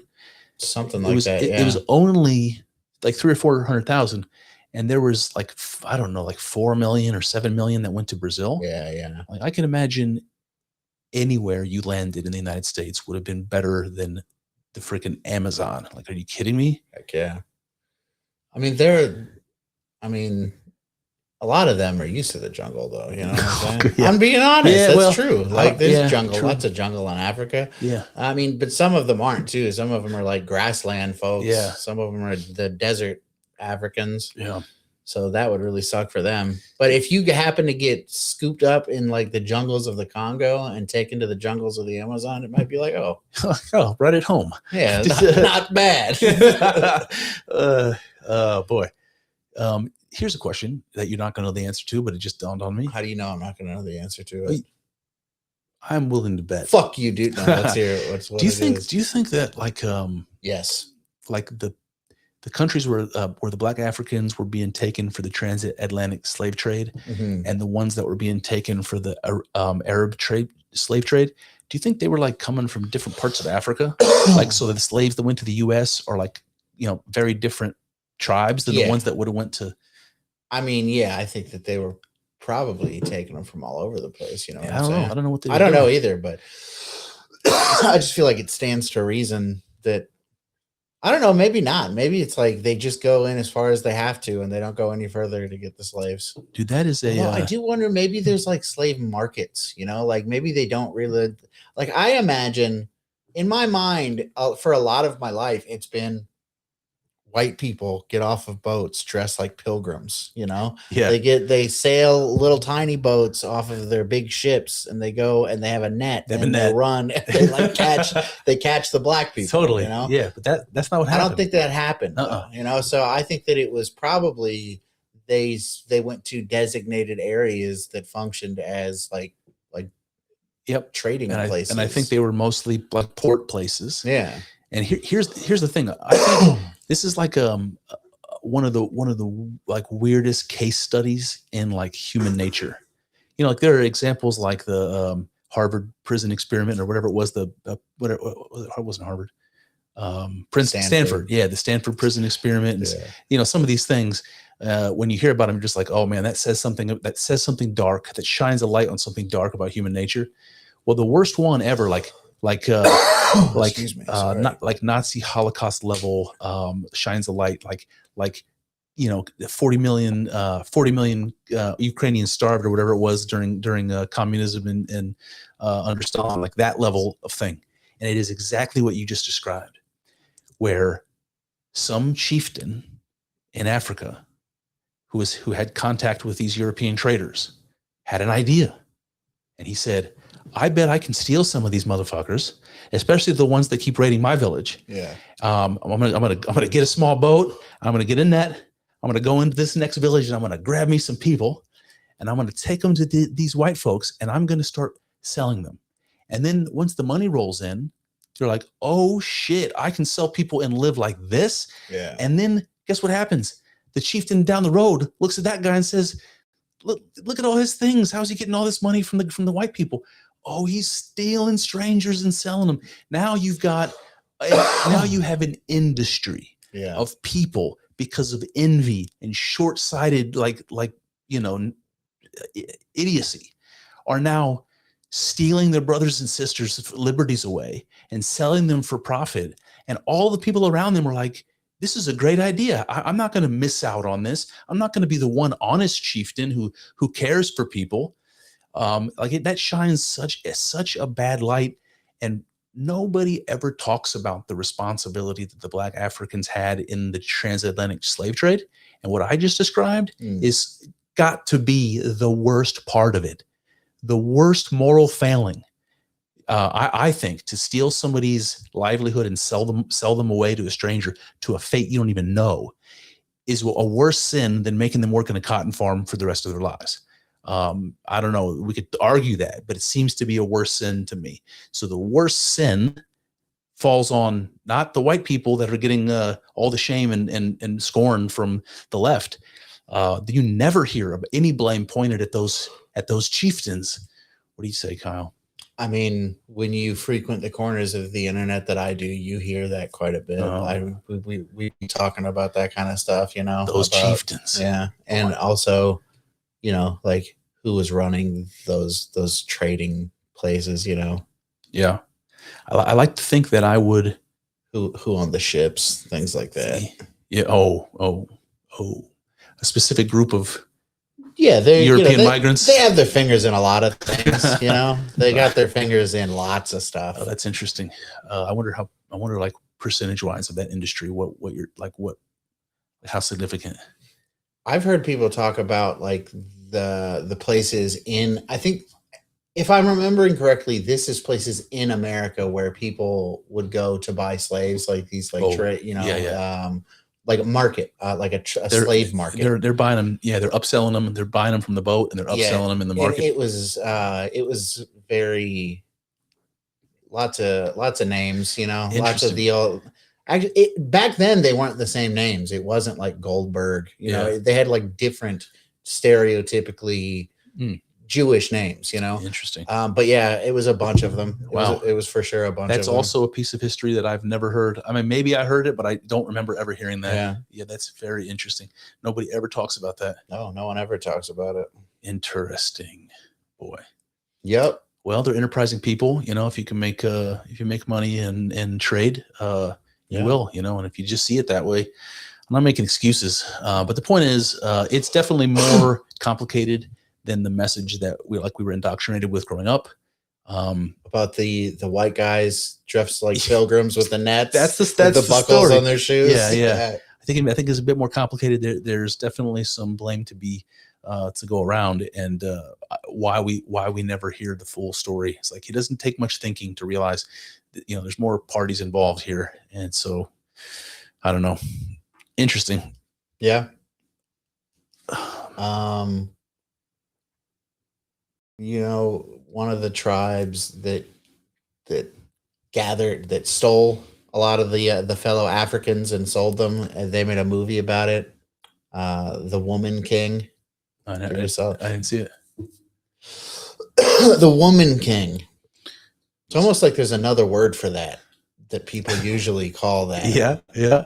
That was called the Woman King. The Woman King, yeah. It's fucking weird. It's not like a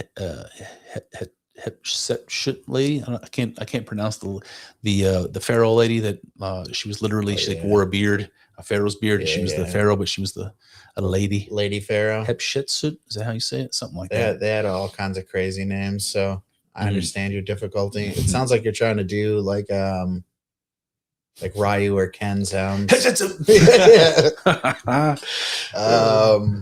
Where were we going? What were we talking about? Lady King. Yeah, I didn't see that movie, but I bet you it was stupid. that tribe, the Dahomey, they had like female like warriors, these roving bands of angry bitches would go around and just like kidnap people, Yeah. How do you explain that? They must have outnumbered whoever they would kidnap. Question. Or they like rolled up on like sleeping villages and shit, Lots of ways women can be tricky, Yeah, totally. Yeah. If you're listening, that's a words to live by. Here's the last topic that I have to talk about, unless you have others. I did an episode. I told you I did two of them this past week, and one of them was short, and I wanted to see if I could come up with a way of putting out some like shorter content, because then there'd be more flowing out, and it would be easier on me than like coming up with a full-scale episode that takes me a while to develop. So something just a little shorter that I could put out periodically to keep some content rolling, and then something that would be interesting for me. How short are we talking about? I just did it once so far. It was like 19 minutes. 19. So, right. Usually if I talk, it's like at least an hour or hour and a half ish. Sometimes it's longer, I've been getting better. I used to go on the set. Yeah. Like, come here, talking to my can. So anyway, I think I might've found a solution.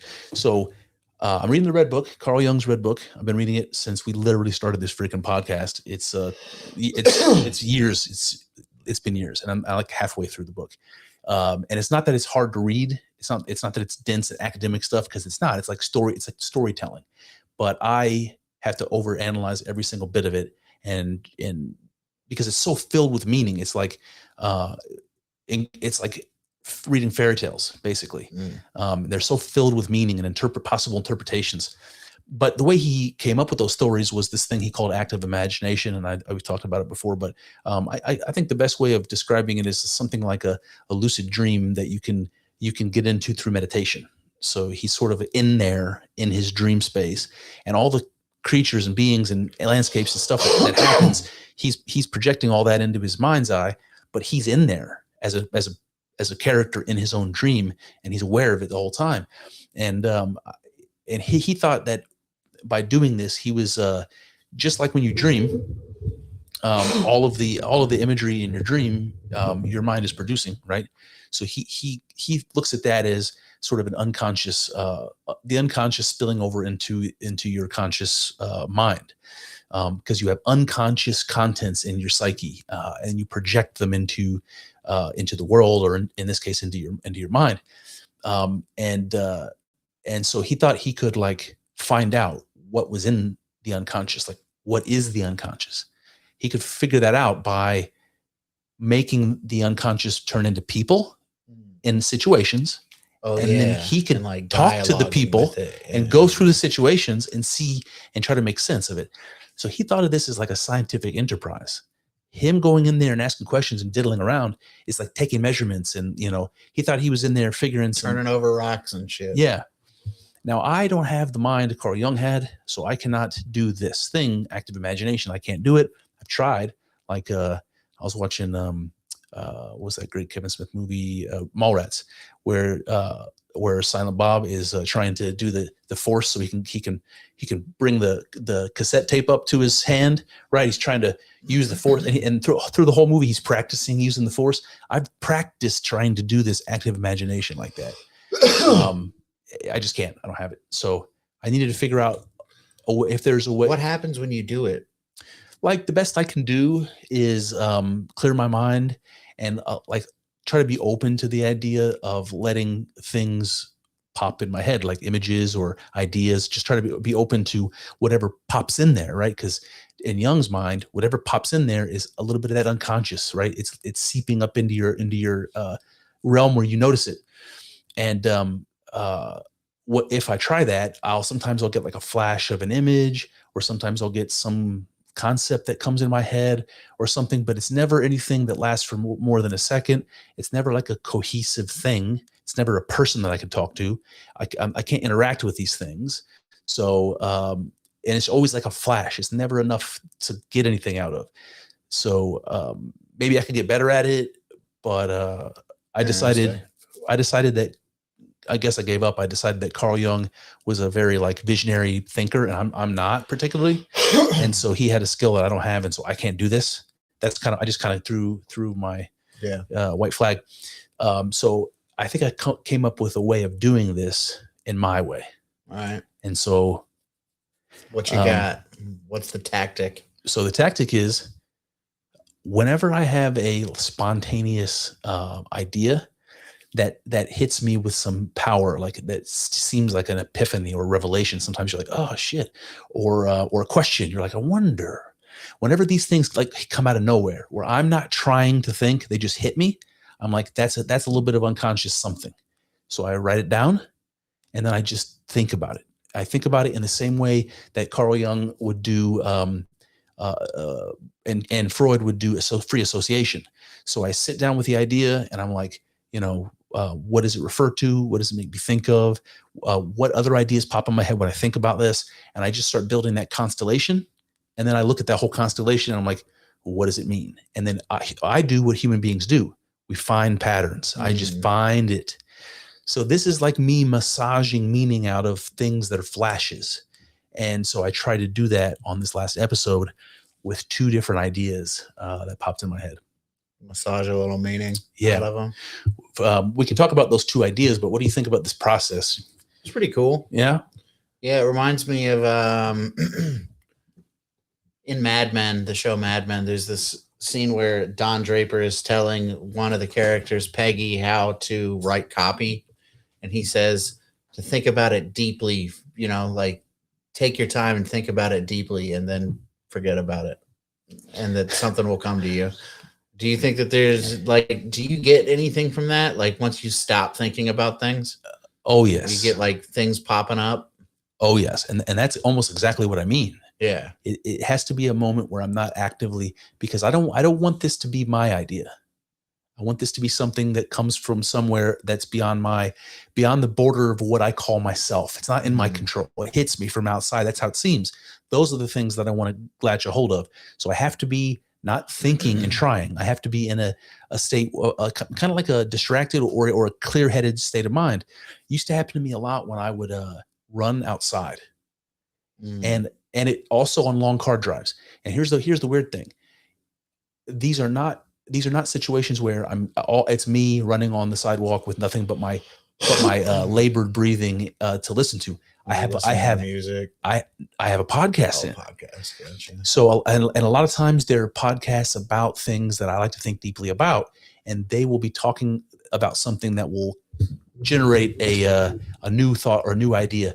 And that's exactly what happened this time. I was listening to Joe Rogan talk to Michael Pollan. Michael Pollan's the guy that did that documentary, How to Change Your Mind. Did you watch that? It was really good. So he was on there talking to him, and first of all, he said something about like shrinking the ego and mystical experience, like people that do psychedelics and have this mystical experience. But it was recognizing the tension between those two words, ego death and mystical experience, or ego death, and because people will also say that they feel like their consciousness is expanded. So I have like this idea of ego death on one side and this idea of expanded consciousness on the other side, and it's like I use the description of a teeter-totter. When the ego goes down, right, then the mystical experience, the possibility of having a mystical experience goes up, and vice versa. And I literally had this pop in my head, this whole idea pop in my head as a kind of like a yin yang looking image. So I have it's not like a emoji or a meme in my head. It's like a kind of an unvisualized visual image of the yin yang sign, but it's moving, it's spinning, and the black side is getting smaller and the white side's getting bigger, and then vice versa, and it's just moving and morphing. The white gets bigger, the black gets smaller, and back and forth and back and forth. And in my mind, this whole like cavalcade of ideas starts coming to me, and it's like this is why Jesus said things like, "Blessed are the poor in spirit," because or this is why Jesus said something like, not my will but yours be done, or that I can do nothing of myself. This is the idea of Jesus's kenosis, his self-emptying. Well, doesn't self-emptying and ego death sound like very similar ideas? If you can subdue the self, if you can subdue the ego, this is the same thing the Buddhists say. They want to achieve no self. If you can subdue the sense of self, then you recognize, you come closer to divinity. You recognize that part of you that isn't your ego, that part of you that's sacred. And so this whole cavalcade of ideas came out of this little phrase that Michael Pollan said. And so I just wrote it all out and thought about it and talked about it. Nice. That's cool. Yeah. Do you think that kind of a practice, like I would say that what I genuinely think I'm doing is what Carl Jung said he was doing. I'm making the unconscious conscious. I'm doing something like that. But I also think that doesn't mean anything different than saying that I'm speaking with God, that I'm having like an actual dialogue with God in some way. How does that make you feel? Do you think like this is like a psychological phenomenon that's contained to the human being, or do you think it's possible that like this idea of the unconscious is something extra natural? It's something divine that I'm connecting with. Am I fooling myself, or is this something like prayerful? I don't think that you're fooling yourself, and I do think that there is something similar to prayer about it. So no, I don't. I think, you know. So I would say this might be my form of a kind of a spiritual practice. Yeah. And you're okay with it? Well, I mean, what is? I just wonder if you would push back at all, because I can see the possible pushback, which is something like, it's almost like you're going crazy. It's like you're splitting your personality into two. You're listening to voices. You're listening to things that are coming from outside of you. You know, those that could mean you're like slowly going crazy. It could mean that you're talking to demons. You can make lots of arguments against it, either from like a religious or psychological perspective. Yeah, I would make those arguments against it too. But I just don't think that, like, you have to have some kind of discernment. You know what I'm saying? Yeah. Which I don't know, like, because otherwise you just close yourself off completely, you know? Mm-hmm. So yeah, I don't know what that discernment, it's hard. Yeah. Here's another one that came out of that same episode. Michael Pollan again says something in the episode about like psychedelic mystical experience. And he says that it feels good, that it's something that it's something that is like it feels good. And I thought to myself, it does feel good, And so even the ego death, the one, like the peak experience that I consider to be, the real deal, the mystical, life-changing experience, it felt good. And so then I had this whole cavalcade of ideas, and it was like, why would it feel good? Because you remember, like, let's go back to the DMT experience, because I think you might have some sympathies with my description here. The first time you do DMT, you don't really know what you're getting yourself into. I've never done DMT. But for those who don't know, it's, the world's most potent psychedelic drug. And if you have what people have kind of regularly now call breakthrough experiences on DMT, you are literally having an experience where you are not in your body. In fact, you're not even in this dimension. You're having an entirely unique, novel experience for a period of time. Where was I going with this? It feels good. So this is associated with that ego death thing, right? And the second time you go back to do DMT after you did it the first time, there's a fear. Okay. That's what I was hoping you would have some sympathy about. There's a fear that you have to overcome. In fact, it was so strong with me that my freaking heart was pounding and my palms were sweaty, and I am sitting comfy in my bed with no danger around me. And I am in that condition because I am seconds away from having this experience that I know is going to kill me. And when I say that, I mean, it's going to kill my ego. It's going to, my body was reacting. My body knew that I was going to die because my ego believed that it died, because that's how it feels. The thing that is you, it becomes something else. So in your ego is the thing that keeps you alive. It's like our most important survival tool. So our body, our mind want to keep that thing working. And if you threaten it, it's like even beyond my conscious awareness of the state and the situation, my body was trembling. Okay. So the whole roundabout story here is, it does feel like death.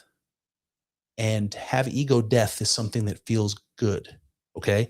So here's this weird situation, this weird paradox, where you have what seems to be like an anti-survival instinct to kill the ego, which is an experience that I just tried to argue feels like death, at least physiologically. And it feels good, which is pleasure. And pleasure is this chemical that's designed to reinforce behavior, right? Something feels good.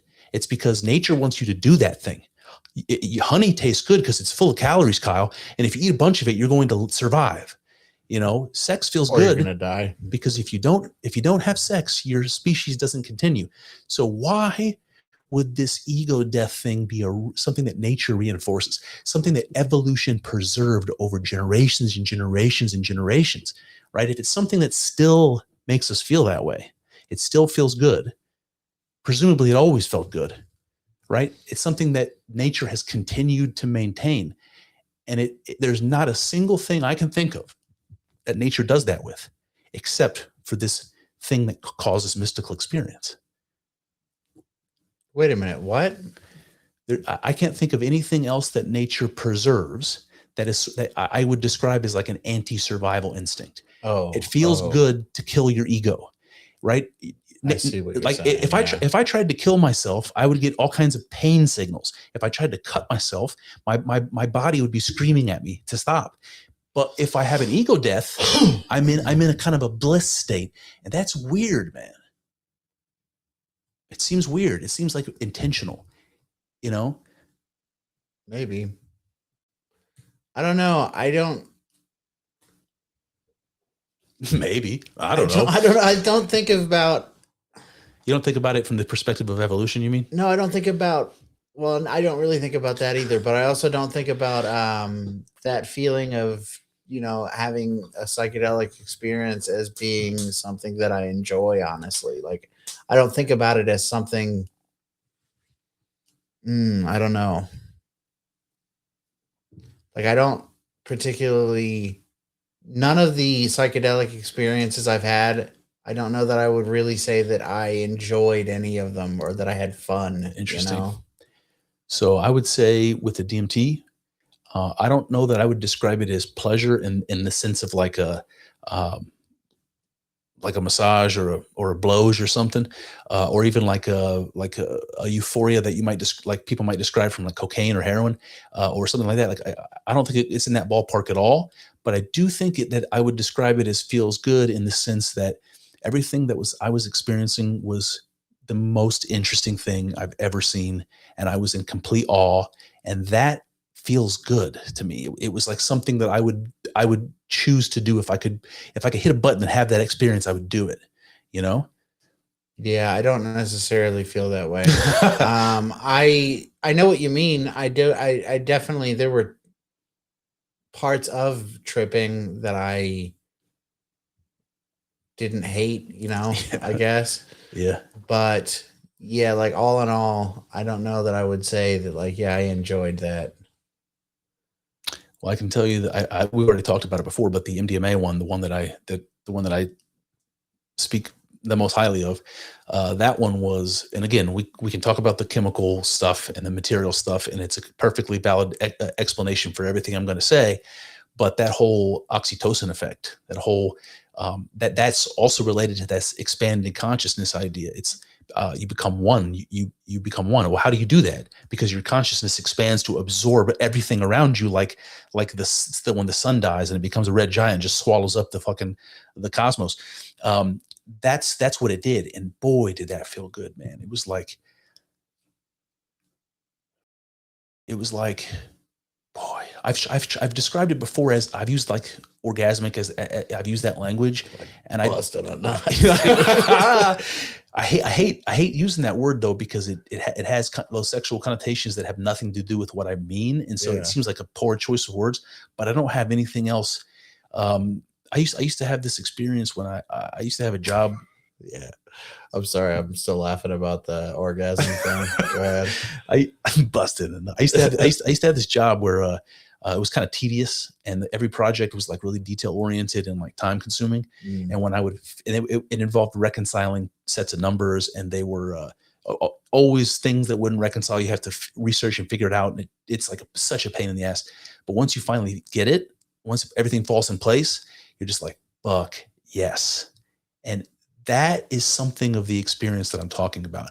If you could amp up that like satisfaction, that's how I felt when I was in that experience. It's not great. It's not a perfect analogy because but it's like the feeling of achievement or something. It's like doing really good at a Sudoku puzzle.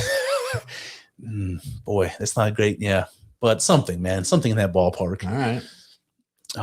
But I just thought it's weird, man. Like anything else that would cause you to be at risk of death, there's like built-in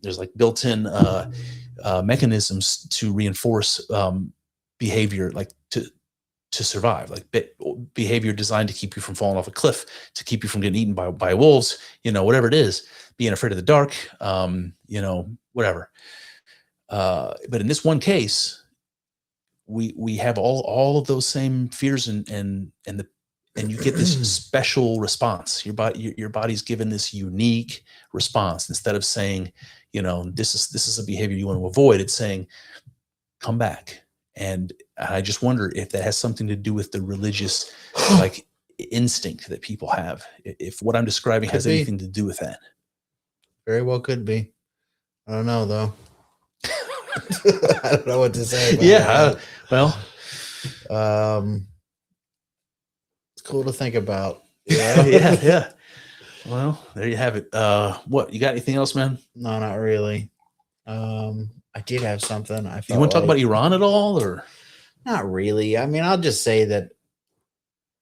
Look, I'm willing to go to war with whoever in the world. I don't fucking care. I don't care. As long as you can sell to me why it's good for America and Americans, I will go to war with whoever. Yeah. I don't fucking care. All right. And I don't really see how this is good for us. I agree with you that I don't think how it's good for us has not been articulated very well, because what they're trying to sell is like we're defusing a bomb here. Like that's what we're doing. We're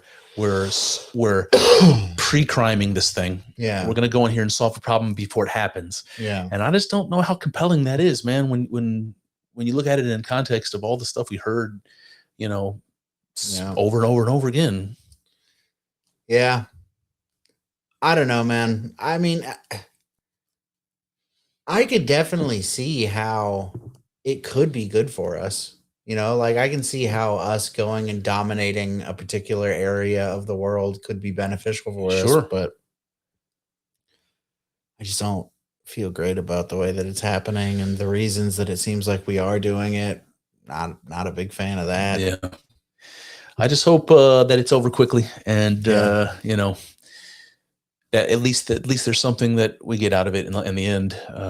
People have already died, and not a lot, but people. Yeah. And I saw at least 2 articles about fighter jets being destroyed. That's millions of dollars right there. I mean, it's not nothing. Not nothing. Yep. I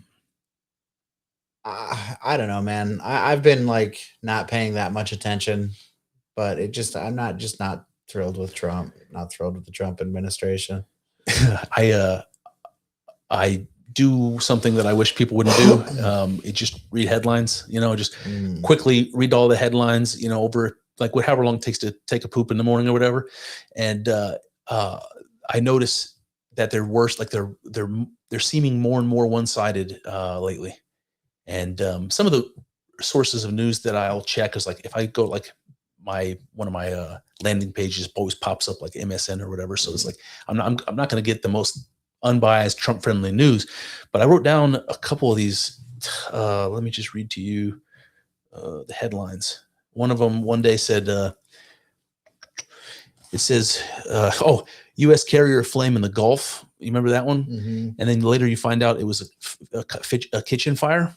So they made it out like it was. Yeah, it was like some kind of like right in the heat attack, exactly. Kind of,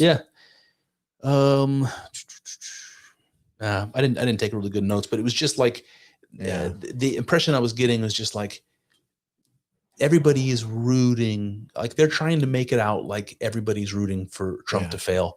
Everybody wants America to fail. Yeah, I don't feel that way. I will say that it does seem like there are some people who are like, fuck Trump. I don't feel that way. Like I'm still trying to give him the benefit of the doubt. You know what I mean? Yeah. I want the best, right? I'm never going, even if the president is Gavin Newsom. Even if the president is Gavin Newsom, I will not be sitting here rooting for his failure, because I know that means, failure for the United States in some capacity. Like I want this experiment to succeed, man. Yep, agreed. And with that, fucking agreed. I'll give you the music. Bang. Well, there you have it. There you That's have one it. avenue explored, but infinitely more still to go. I hope you enjoyed thinking along with us. I know. It's not easy work. Thinking. It's hard and full of uncertainties, but I'm grateful for the company as we trek through this together. Here's to hoping that the juice is worth the squeeze. See what I did there? Let's find out together in In the next episode.